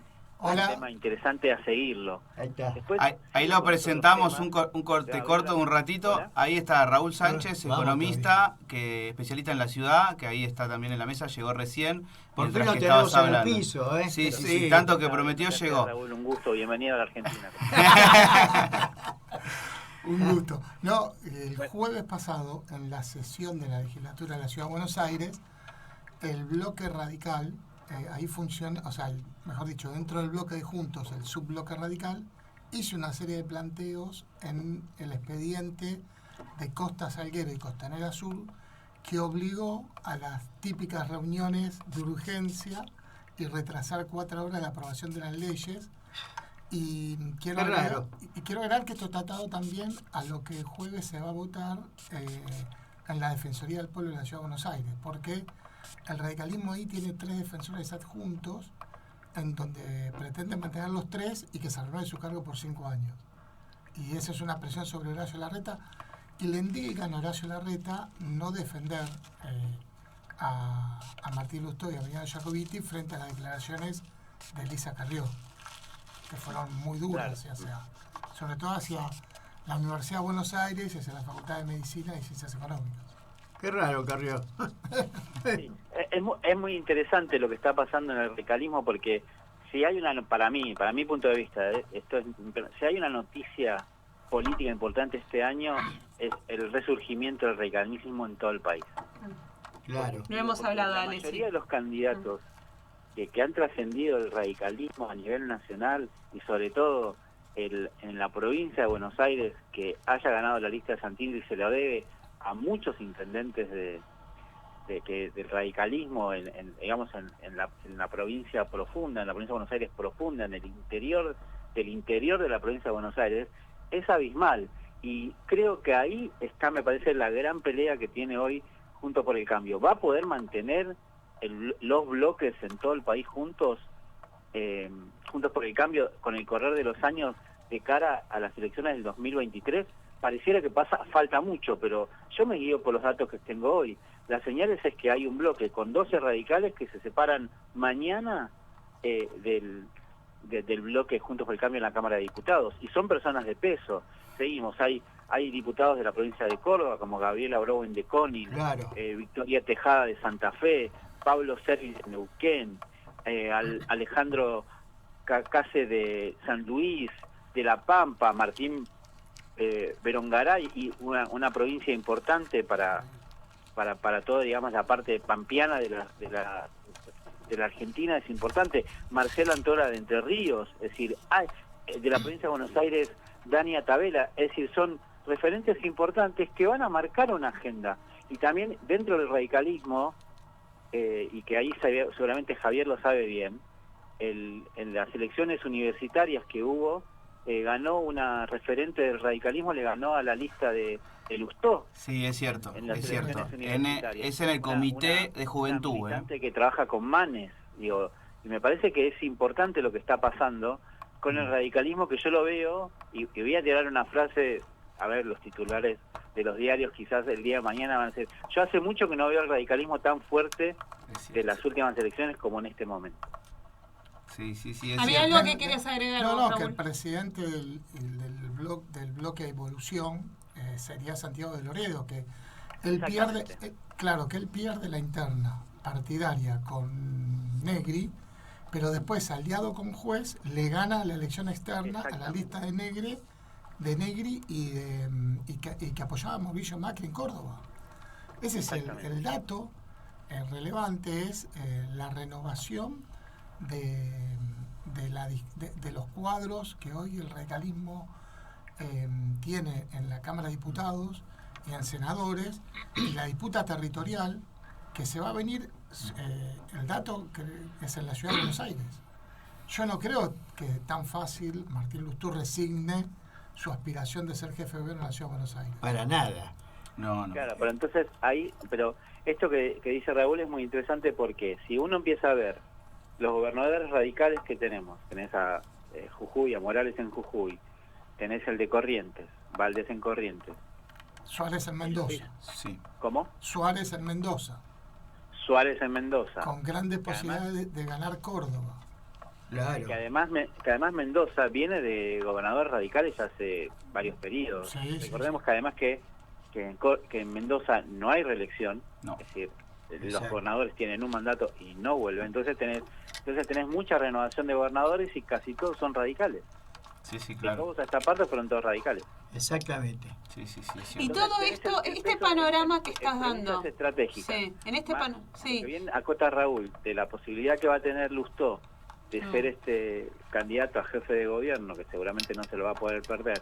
No. El peso que tiene del fenómeno que fue un verdadero fenómeno Manes en la provincia de Buenos Aires, que haya perdido, la cantidad de intendentes que tenés en la provincia de Buenos Aires, que estás armando una red, una araña muy grande, que yo no sé si Juntos por el Cambio va a poder sostener y va a poder meter un candidato a dedo de acá al 2023. Es el momento del radicalismo, y me atrevo a decir desde Alfonsín a esta parte, es el momento donde más pesos tienen. ¿Qué te parece a vos, Raúl, esto? La ventaja que le dio la grieta entre el kirchnerismo y el macrismo, la ventaja hoy la tiene el radicalismo. Claro. Creo que la elección, es verdad lo que voy a decir, porque la elección sumá Santa Fe, porque Santa Fe va a disputar. Exactamente. Va a disputar, no sé si va a ganar. Carolina Lozada. No sé si va a ganar, pero va a realmente disputar. Es una excelente elección y además al elector hay datos que le importan muy poco. Yo acá lo destaqué como Carolina Lozada ganó como senadora de la Nación, vive en Nordelta y vota en la ciudad de Buenos Aires. No le importó, la votó igual. Ni siquiera sabe qué domicilio tiene. Una mujer que hace muchos años que no vive en la provincia, ganó a referentes de la provincia que viven en la provincia y además personas conocidas, siendo periodistas, comunicadores, y sin embargo igual ese fenómeno es un fenómeno en sí mismo que es poco conocido y que no tiene muchos antecedentes de este. Claro. Igual Vidal y Santilli también, no nos olvidemos, porque tampoco Vidal era jefa de gobierno, vicejefa de gobierno y fue candidata a gobernadora y ganó, y Santilli fue ahora de candidato siendo también vicejefe de gobierno y ministro de seguridad. Ojo con eso. Yo no le caigo solamente a Lozada, porque los ejemplos hay en todos los partidos políticos y hace mucho tiempo. Lo llamativo es que que es que Lozada, además de que no vive en la provincia de Santa Fe, no vota donde vive, vota en la ciudad de Buenos Aires, vive en Nordeste, es decir, una locura. Cuando hicimos la nota hace poco con Jorge Orellana, el escritor chileno, que hablaba que el tercero que salió de candidato a presidente en Chile no vive en el país, está en Nueva York, ni siquiera votó por él y salió tercero. Esos fenómenos que tiene hoy las democracias modernas, que son poco entendibles para mí, por lo menos para mi forma de pensar. No, son horribles porque no expresan territorialmente. Claro. El candidato o la candidata no expresa lo que el territorio que representa quiere expresar. La gente es un fenómeno, lo que vos dijiste muy bien, el comportamiento del votante. Vos votás a alguien que no está ahí al lado tuyo. Exactamente. Bueno, en la legislatura se va a ver, yo que estoy en la legislatura, se van a ver las piezas del ajedrez político y se va a notar esa primacía. ¿Cuándo asumen en la legislatura? Ahora el jueves. El jueves. Ya voy a estar, ya estoy invitado ahí a la Asunción. Ese gran honor. Exacto, como siempre. Hace 20 años que estoy en desde que era Consejo Deliberante. Y bueno, delirante. Sí, delirante, como siempre le digo yo, pero se va a notar esos cambios, Raúl, Ale. A mí me parece, recordemos que hoy el jefe de gabinete de la Ciudad de Buenos Aires tuvo que ir a la legislatura porque Felipe de Miguel tenía que explicar su gestión de la Ciudad de Buenos Aires. Exacto. 2000 preguntas. Me parece que el radicalismo va a ser difícil que se mantenga tal cual está dentro de bloques Juntos por el Cambio. Y ese me parece que puede ser una ventaja para el gobierno si se mantiene firme, es decir, el Frente de Todos se mantiene firme y deja de lado sus internas un poco y se dedica a gestionar, a gobernar de acá a 2 años, porque si hacen lo mismo que está haciendo Juntos por el Cambio, no sé cuál va a ser el destino para las próximas elecciones y todos desmembrados. Imagínense un candidato del PRO, un candidato radical, un candidato kirchnerista, un candidato del PJ y Alberto, no sé, sería un desastre. Una ensalada rusa. Tenemos de frentes para llegar a ser gobierno en la Argentina y en la región pasa exactamente lo mismo. Me parece que cuanto más pelea haya, está bien la interna, ¿no? La interna, y que las PASO bien utilizadas me parece que es una buena herramienta para dirimir candidatos y alianzas, pero cuando se rompen los bloques en cualquier legislatura demuestra cierta debilidad y eso hay que tenerlo en cuenta y hay que seguir un poquito este camino político de acá, estos 2 años, que recién mañana van a jurar los nuevos diputados. Exacto, bueno, juran y a la semana y al mes te vas a dar cuenta que empiezan a moverse las piezas y empiezan a hacer unibloque, este se va para allá, este para allá, es muy normal, Sí, después una pregunta que le quería hacer a Raúl, que lo escuché en estos días. Yo creo que uno de los mayores defensores que tiene el gobierno de Horacio Rodríguez Larreta es un señor que tiene nombre de cantante cubano y se llama Roy Cortina. Sí. Es socialista ese hombre. ¿Con qué vehemencia lo defiende? Sí. Y ese es el nombre artístico igual, ¿En serio? Es el nombre artístico, es estadounidense el muchacho. Claro. Fue el socialismo de la ciudad de Buenos Aires. Es socialista, Alguna vez uno pudo haber votado y hoy, con la vehemencia que lo vi a Roy Cortina, cantando salsa y defendiendo a Rodríguez Larreta con lo que se aprobó en la legislatura, con los terrenos en la costanera, además me llamó mucho la atención. Yo creo que es una defensa con culpa. Exacto. Es una defensa con culpa. A ver, ¿qué es eso, Raúl? No, porque es verdad, es lo que está diciendo Alejandro. Porque en la sesión del jueves pasado, donde fue una sesión un tanto escandalosa, porque se votaron los 3 proyectos urbanísticos más polémicos de la gestión de Larreta. El de Costa Salguero, que es el barrio privado frente a la costa, el del convenio de IRSA en la Costanera Sur, y los convenios urbanísticos son la construcción de grandes torres, que al final de 11 quedaron 9, porque la que se iba a hacer en Almagro y en Belgrano, por las protestas, gracias a Dios, no se aprobaron y quedaron 9. Y la defensa más fuerte de esos proyectos las hizo la legislatura de Roy Cortina, que es presidente de la Comisión de Cultura, que hay toda una discusión ahora acerca con unos premios que hay en la ciudad, con una modificación que quiere hacer Horacio Larreta. Una locura, además.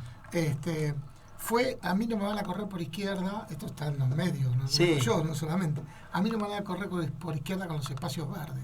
Claro, pero resulta que no sé Roy qué Cortina es socialista. ¿Qué significa correr por izquierda? Pero es socialista además. Nadie lo corría por ¿De dónde izquierda. nació? A ver. No, nació en Nueva York y en realidad su nombre real es Robert Vincent Cortina, ¿no?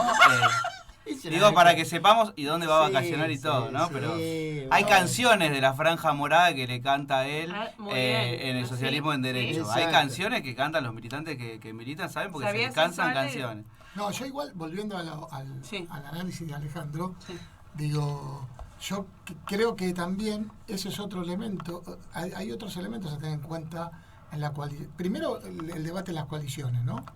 Cómo funcionan las coaliciones en Argentina, cómo cuesta armar una coalición y que tenga un funcionamiento. Y hay dos experiencias, tanto Juntos como el Frente de Todos.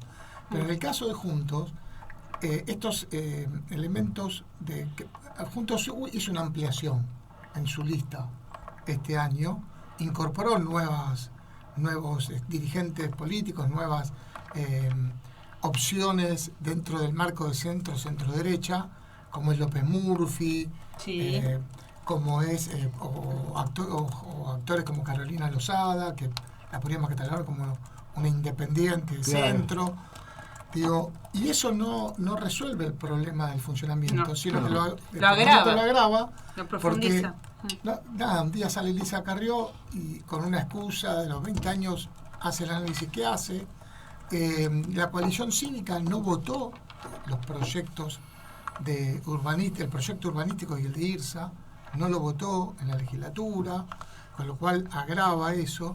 Y creo que en la disputa de Martín Lustó con el candidato o la candidata de Horacio Larreta, el PRO, por la jefatura de gobierno de la Ciudad de Buenos Aires, esos pequeños grupos como la coalición cívica o el Partido Socialista o el Gente Stolbizer o Ricardo López Murphy van a ser un factor decisivo en la definición de esas candidaturas dentro de 2 años. No sé cómo se va a convivir, las convivencias no son fáciles. El debate, por ejemplo, del acuerdo del Fondo Monetario Internacional que se va a dar en el Congreso, en el bloque de Juntos va a ser un debate. Nunca fueron efímeras, nunca. Claro. Es la realidad nos llama a ver el panorama. Nunca. Una vez que se sentaron en el sillón empiezan a negociar para dónde van a disparar, a dónde se van a sentar, en qué bloque, qué van a armar. Y sobre todo que van a armar de cara al 2023, ¿no, Claro. Raúl? Y Alejandro, ahí te agrego. Raúl, Sí. Una de las cosas que leí, porque yo no sigo tanto cosas de la Ciudad de Buenos Aires, más y de la Cámara de Diputados de la Nación, es que con parte de lo que se va a recaudar con este regalo que le dieron a las empresas privadas de los terrenos más jugosos y más altos de la Ciudad de Buenos Aires, era como hacer una reparación en obras y en propiedades del microcentro, ¿no? Sí. ¿Qué es lo que van a hacer ahí? ¿Que van a ser viviendas populares? No, qué popular. De que lo usaron como argumento, y también uno de los argumentos que escuché de la defensa de Cortina que me llamó la atención. No, mira, vos sabés que hoy justo quería hablar, el jueves se va a votar el presupuesto de la Ciudad de Buenos Aires para el 2022. Y el presupuesto total de recursos y gastos de la Ciudad de Buenos Aires 2022 es de 964.000 millones de pesos. Es decir, casi 1 billón con B larga de pesos. Un presupuesto que duplica, el presupuesto de 2022 duplica el del 2020. Digo esto para cuando también se discute, no hay recursos en la ciudad, no hay fondos en la ciudad. O nos amenaza la reta con que si la justicia no falla, nos van a aumentar más los impuestos. Ahora, te voy a dar 2 datos que me parece a mí que explican cuál es el objeto de los convenios urbanísticos y del aporte de los privados, tanto en la construcción de torres y el espacio público que los rodea, como en el microcentro. Cuando uno va y analiza lo que es la inversión pública, es decir, lo que es el gasto de capital que hace la Ciudad de Buenos Aires sobre su presupuesto, ¿qué tiene? Que en el 2022 va a representar solo el 14% del presupuesto. En el 2017, ¿sabes cuánto era? 20,4. En el 2018, 19,8. En el 2019, 18,6. ¿Qué quiere decir esto? De ese total de gastos, de recursos que tiene la ciudad, lo que va a gastar el Estado de la Ciudad de Buenos Aires en infraestructura disminuye permanentemente. Claro. En un lugar, en una ciudad donde hace 8 días se inundó, en un día de lluvia, donde hace 10 años está haciendo un hospital de Lugano, donde hay 400.000 personas con problemática habitacional, entre donde incluimos la gente que vive en asentamientos y villas y barrios populares, en donde no se inaugura una estación de subte desde hace 3 años y no se va a inaugurar estación de subtes el año que viene, donde la política del transporte público solo pasa por la bicisenda, y ojo, no estoy en contra de la bicisenda, al contrario, que se hagan más bicisendas, pero la solución del transporte público en la Ciudad de Buenos Aires, o de una gran urbe como la Ciudad de Buenos Aires, no va a pasar solo por construir bicisendas. No, claro que Entonces, la inversión, en la transformación del casco urbano en la Ciudad de Buenos Aires, la van a hacer los privados. Este es todo un mensaje de Horacio Larreta, porque yo además te digo, no hace obra de infraestructura, pero mira, genera más empleo. No genera más empleo. La desocupación hoy en 9,4% en la Ciudad de Buenos Aires, el segundo trimestre de 2021. Es igual a la del primer trimestre de 2017. O sea, hace 4 años que tenemos el mismo nivel de desocupación, 9,4%. La desigualdad, lo que es el índice de Gini en la Ciudad de Buenos Aires, hoy está peor que el primer trimestre de 2016, que es el primer trimestre que puedo medir la gestión de Horacio Larreta, porque él asumió en diciembre de 2015. Con lo cual, el presupuesto de la Ciudad de Buenos Aires no se orienta ni a las obras de infraestructura que ayudarían en una parte a paliar esta desigualdad, porque vos le estás brindando servicios públicos a sectores de población, ni tampoco en asistencia a familias, en darles ingresos a familias que tienen pocos recursos para mejorar sus ingresos. Y te estoy hablando de, en el 2022, 964.000 millones de pesos. Exacto. Un montón de plata, digo, un montón de plata. Raúl, yo lo que veo más grave, que yo camino mucho las calles de Buenos Aires y veo mucha gente en la calle durmiendo. Mucha gente. Y no solo son indigentes, son jubilados que no les alcanza para la está destruida, chicos. No, yo siempre insisto cuando las hablamos calles. con Raúl, siempre insisto en algo cuando hablamos con Raúl. No hubo un plan desde Cava de contingencia en la pandemia. No, tampoco. No lo hubo. Entonces vos vas por Florida, San Martín, lo que sea está bombardeada. Y otra cosa, ¿puedo decir algo? Yo, y voy a denunciarlo, hay una vereda que ha sido rota y después hecha de nuevo 55 veces. ¿Dónde? En Avenida de Mayo. Bueno, a ver, decime qué pasó. Pusieron mal la baldosa, el pegamento, 55. Hay que facturar ahí, viejo. Pero digo, a nivel global no hubo plan de contingencia. Eso iba, porque algo preguntaba Alejandro con el proyecto del microcentro. Sí. El proyecto del microcentro, lo que se intenta es transformar las oficinas en vivienda. Ahora, eso, toda transformación urbana, ¿por dónde la iniciás? Primero tenés que iniciarla así. Si vos querés que vaya a vivir gente a un lugar, le tenés que brindar servicios. No hacinamiento, Claro, servicios. Entonces, exacto. Los servicios. En el microcentro ciertos servicios están garantizados. Ahora, otros no. Porque almacén, porque dónde comprar los bienes, los alimentos, no está tan garantizado en el microcentro. No hay tanto supermercado. Entonces, vos ¿cómo se va a planificar eso? Requiere algo serio. Hay ciudades que lo han hecho, Barcelona lo ha hecho, muchas ciudades europeas lo han hecho, pero no logran, no en la ciudad de Buenos Aires. No lo hacen. No lo hacen. De hecho, hay un gran problema en todas las ciudades, hay que planificarlo. De hecho, Nueva York sacó hace poquito, después de la pandemia, una nota, o sea, el intendente vendría a ser de Nueva York, que ellos...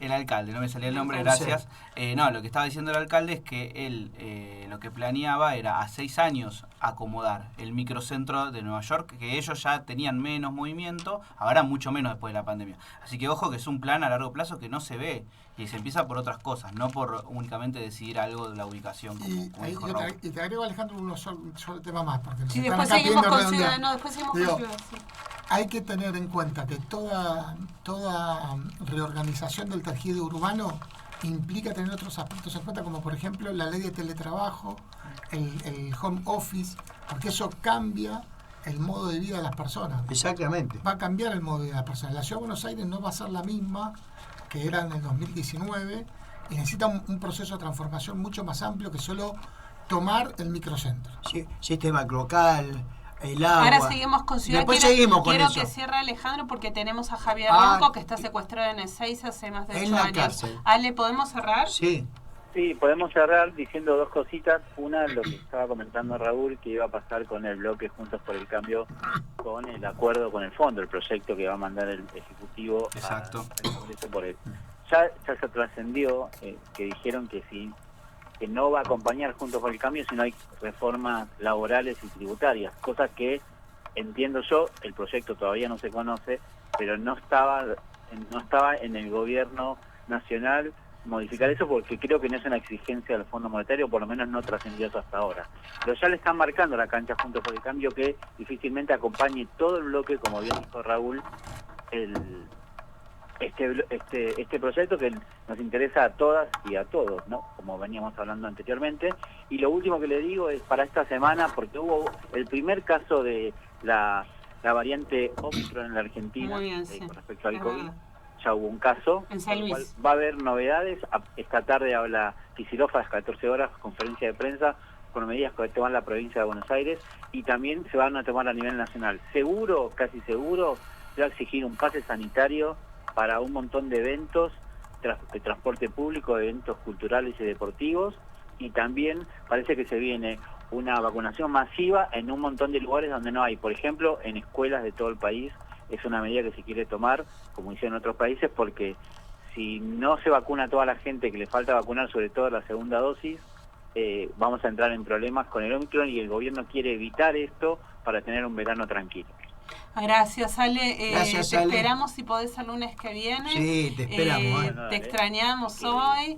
Te mandamos un beso enorme. Esta semana, Raúl, un gusto de escucharte, y yo me ilustro con cosas de la ciudad, y una de las cosas que me voy a llevar hoy para toda mi vida es el nombre completo de Roy Cortines. Es un genio.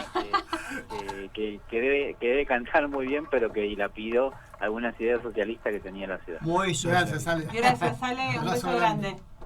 Nos vemos.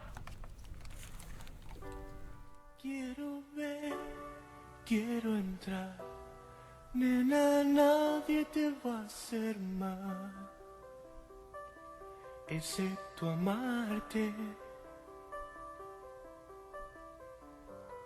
Vas aquí, vas allá, pero nunca te encontrarás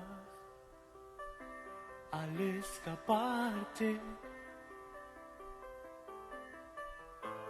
No hay fuerza alrededor, no hay pociones para el amor. ¿Dónde estás? ¿Dónde voy? Porque estamos en la calle de la sensación, lejos del sol que quema de amor. Te doy pan, quieres sal, nena, nunca te voy a dar lo que me pides. Te doy Dios, quieres más, es que nunca comprenderás a un pobre pibe. Esas motos que van a mí, solo el viento te harán sentir nada más, nada más. Si pudieras olvidar tu mente frente a mí, sé que tu corazón diría que sí.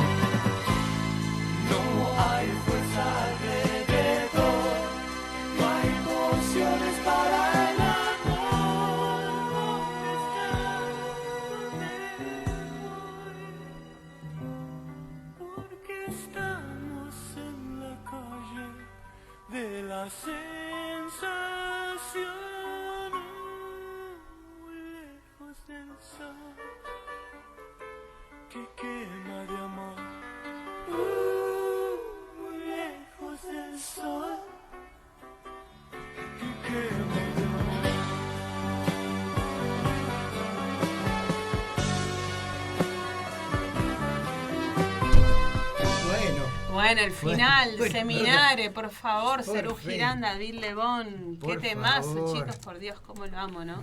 Qué ¿Cómo tema andan? espectacular. Necesito quórum, ¿no? Fue espectacular. Está muy bien, está muy bien. No. Qué tema Esto es espectacular, así. qué tema espectacular. Bueno, Raúl, tenemos la visita, no sé si lo han presentado porque yo un minutito que me fui, de Raúl Sánchez, Sí. licenciado de Economía, profesor en la UBA, tiene otros cargos también, pero ante todo es una persona que baja a tierra los números y las realidades que pasan en la ciudad, en nuestra ciudad imaginaria, en realidad en la ciudad de Buenos Aires, y eso es lo que más nos sirve como ciudadanos, y es lo que Exacto. más valoramos de él, y lo que más nos sirvió este año, y esperemos también que el año que viene, y que la gente aplaude y que nos apoya mucho. Claro. Raúl, primero gracias por haber venido, contador público. Contador público. A ver si me después estás me hacen corrigiendo. una denuncia. Es cuenta por otros. Bien. No, estoy haciendo mi tesis de doctorado. Muy bien. ¿Dónde? En la Universidad de La Matanza. Mira vos. Sobre inflación. ¿Y, ¿y Oh, cómo es la qué tema, experiencia? Y estoy haciendo la tesis de la inflación entre el 2002 y el 2015, porque fue el periodo que salimos de la convertibilidad. Claro. Entonces, cuando vos tuviste del 91 hasta el 2001 convertibilidad, el tipo de cambio atado $1 peso, $1, y después cuando se sale de la convertibilidad, viene el proceso de administración de tipo de cambio distinto.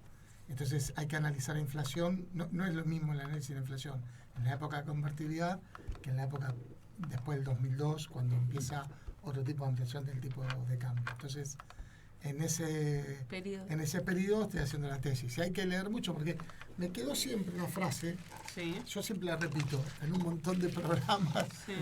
Viste que en la campaña 2015 hay un famoso reportaje de Mauricio Macri y le preguntan si es difícil bajar la inflación. Sí. Y él responde, ¿qué va a ser difícil bajar la inflación? Y nos dejó el récord, el 54. Sí, nos es partió el en último, dos. claro, el último Sí. récord de 20 años. Exacto. Y la inflación en Argentina es un problema estructural. Tiene 70 años de historia, 80, 90. Yo digo, en el 1910 no había medición de índice de precio al consumidor y teníamos 20% de inflación anual. O 10% mensual en algunas décadas. Con lo cual no es un problema que empezó a sentirse en No es nuevo. en 2016. Es un problema que tiene con la estructura económica argentina, que hay que transformarla, hay que cambiarla, que eso requiere un proceso de industrialización que no se soluciona de un día para el otro, por eso no es fácil bajar la inflación. Al contrario de la respuesta de Mauricio Macri, que de hecho a él, de pasado, yo no sé si se acuerdan, que los ministros de Economía que tuvo los Macri, Pratgay o Duhovne decían, el año que viene 15% de inflación, el otro año va a ser 10%, Sí. y no, era al revés. No, al revés. No le pegaron Se un pronóstico. triplicaba. Claro, no le pegaron un pronóstico. Es verdad que el año pasado el gobierno nacional logró bajarla a 36 puntos. Este año va a dar más cerca de 50 que de 45, pero no es un fenómeno fácil de sostener. No es un fenómeno fácil de Trabajar. trabajarlo en Argentina, que es un país, digo, vos vas, hoy en el mundo hay un fenómeno inflacionario, en muchos países del mundo hay un fenómeno inflacionario, sobre todo por el aumento de los costos de la energía en Europa, y, por ejemplo, cuando decimos en Estados Unidos aumenta la inflación, pasaste del 4 al 6% anual. En Europa aumenta la inflación, pasaste del 2,5 al 5% anual.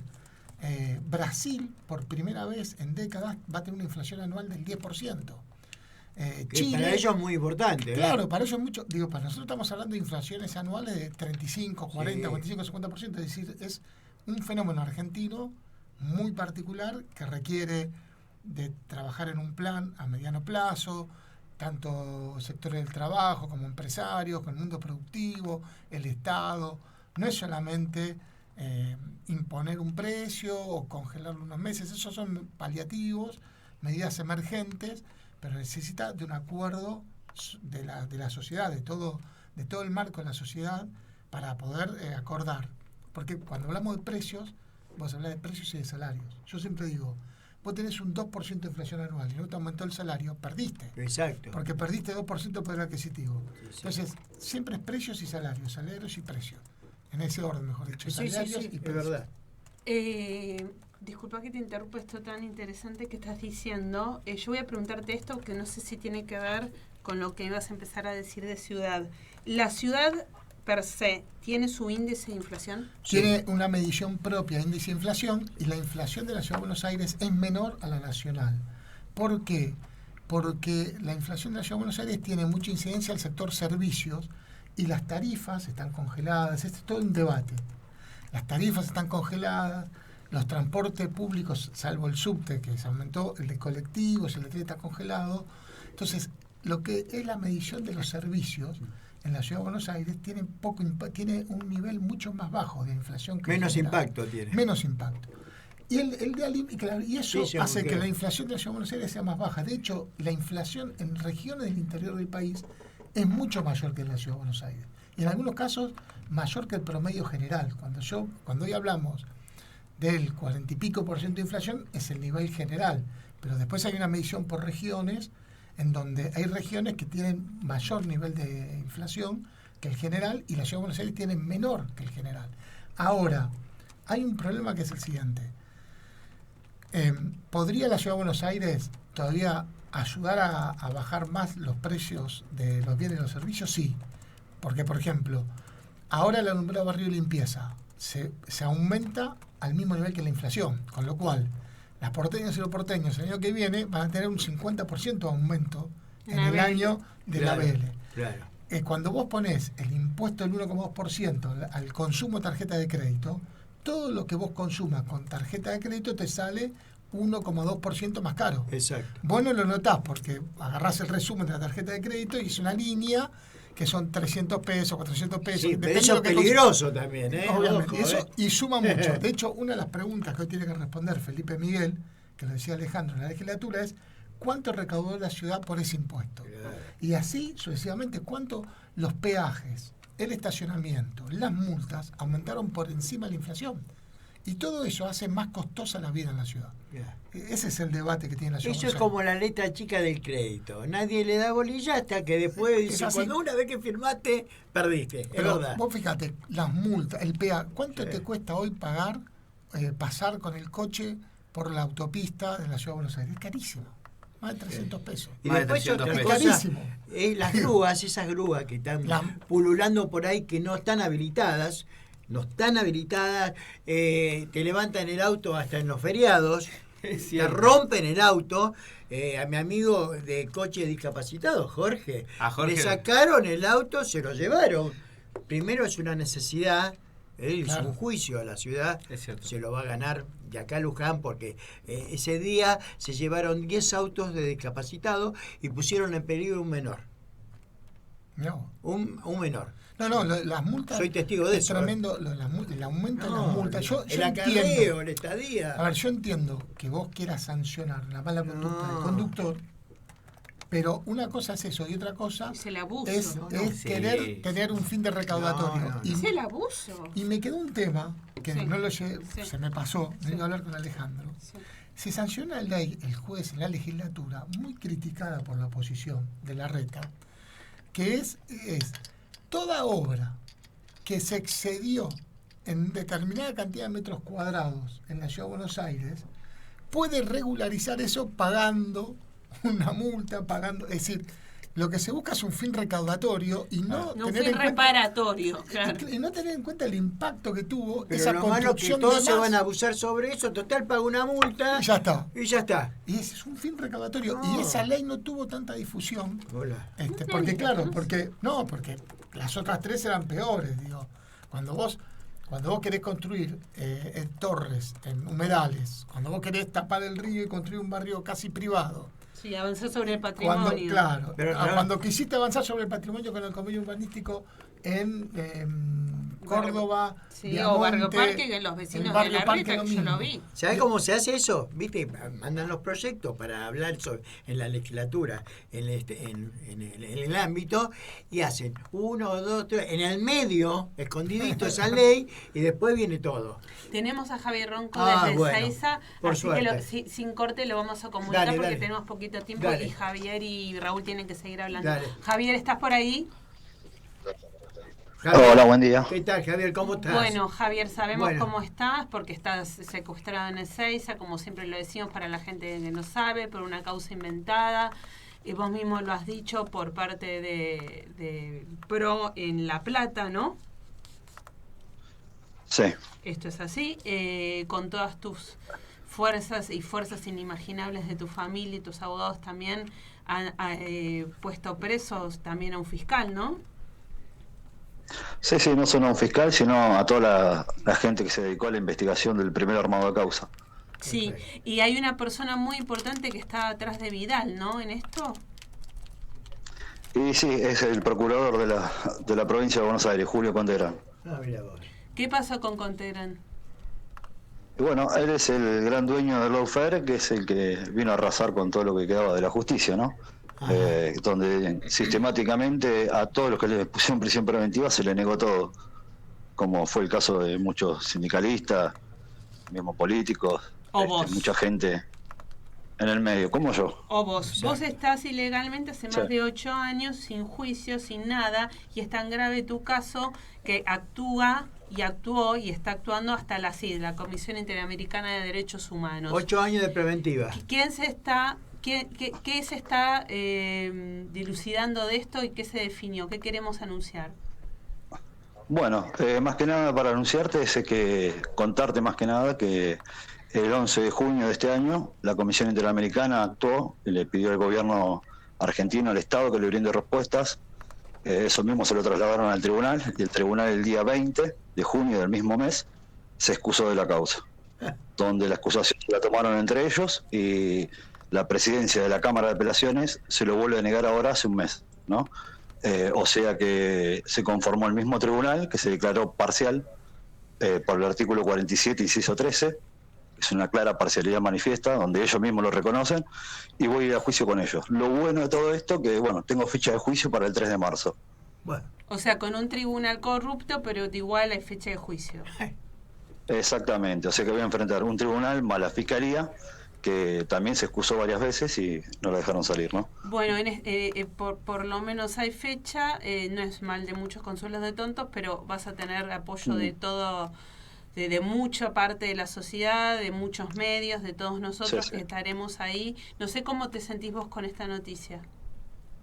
Mirá, bien. Yo estoy preparado para ir mañana a juicio. Siempre estuve a derecho y dispuesto a enfrentar esto. Ese fue el gran problema mío, que siempre estuve dispuesto. Donde los jueces, te vuelvo a reiterar, quieren ocultar los oscuros intereses de la familia judicial, como te venía contando. Claro. De la era Macri hicieron un desastre, apoyada por la gobernadora Vidal, y bueno, y este procurador que no lo podemos ver encima, ¿viste? Que se niegue y se resiste a dejar el lugar. Sí, más que no pueden, acá siempre, nunca no se puede, no quieren. Claro. ¿Cómo, para ir cerrando, porque tenemos pocos minutos y después el lunes que viene hablamos, si podés, Javier, dentro del horror, ¿cómo estás vos y cómo está tu familia con esto de esta fecha en marzo? Bien, la verdad que nos ayuda mucho porque hay que recordar también que me bajaron otra preventiva, donde voy a ir a juicio en el 2025 casi. 2025. Porque es octubre. Bueno. Y sí, porque es octubre del 2024, donde voy a ir a juicio con la gente que me metió preso en la misma asociación ilícita. Bueno. Una locura. Falta mucho, primero hay que pasarlo de marzo. Vos sos el protagonista de tu propia batalla, pero está tu familia atrás y estamos algunos atrás y vamos a seguir como nunca atrás de todo esto. No sé si querés decir algo más antes que el lunes hagamos una nota más larga porque hoy tuvimos problemas de comunicación. Agradecerles a ustedes y a los medios que me acompañan siempre y que me acompañen hasta el juicio de marzo, que en ese juicio se va a dilucidar todo y va a salir toda la luz, si esto se hace público, ¿no? Sí, no, lo haremos público, lo haremos va a público. salir a la luz. Este es el espacio. El lunes que viene extendemos esto. Dale. Y te mandamos como siempre un beso abrazo, y un abrazo enorme. Dale. Y todos los días contás con nosotros, Dale. Javier. Dale, muchas gracias por el espacio. Un beso muy grande. Un beso, Javier. saludos. Dale. Gracias.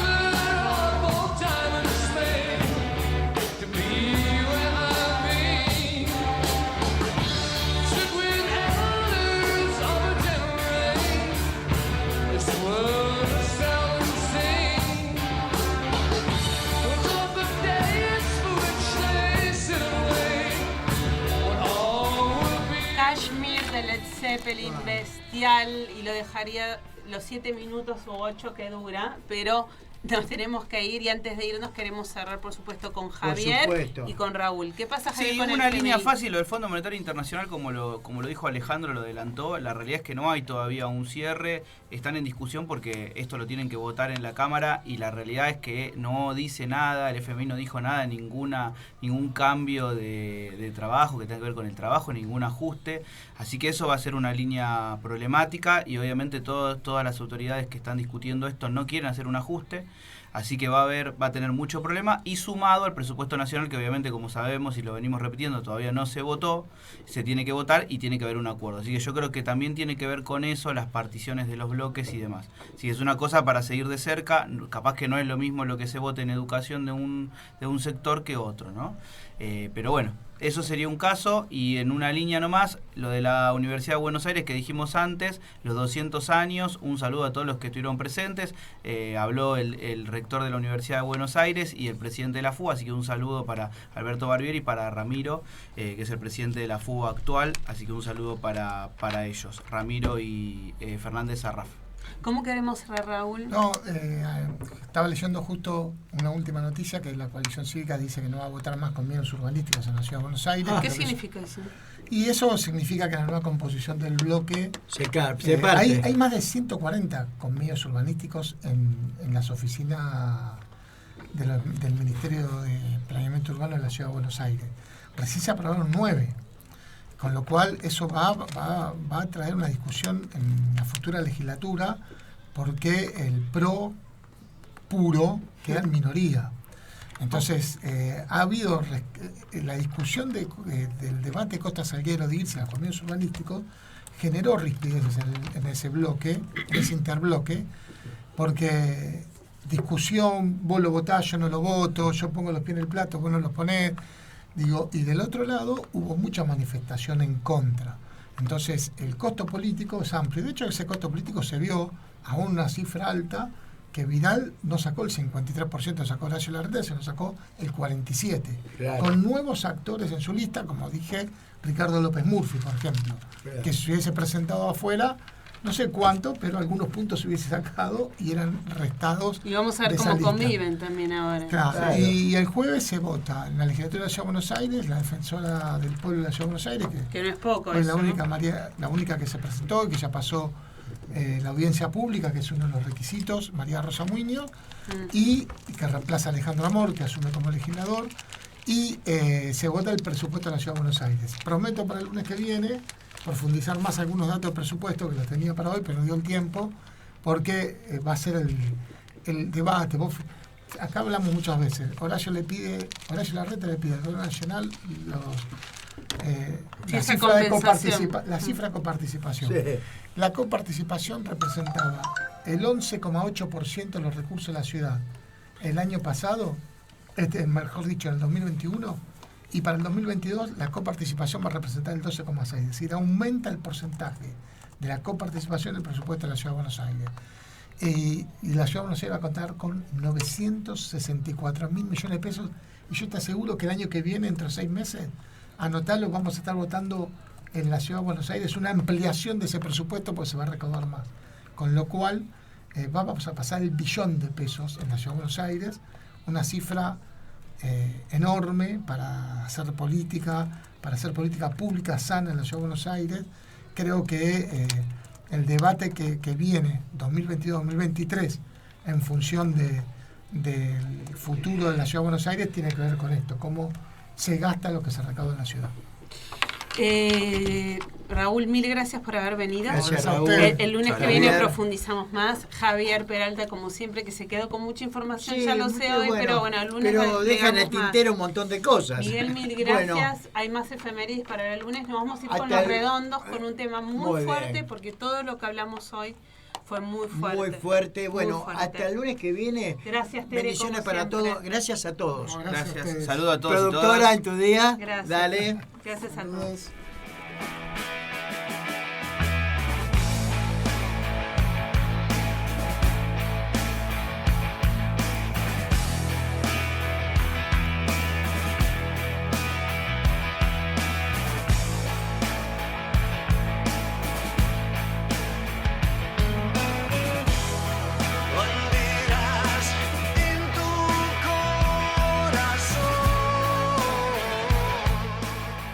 Comienzo de espacio publicitario en Conexión Abierta. Este medio está asociado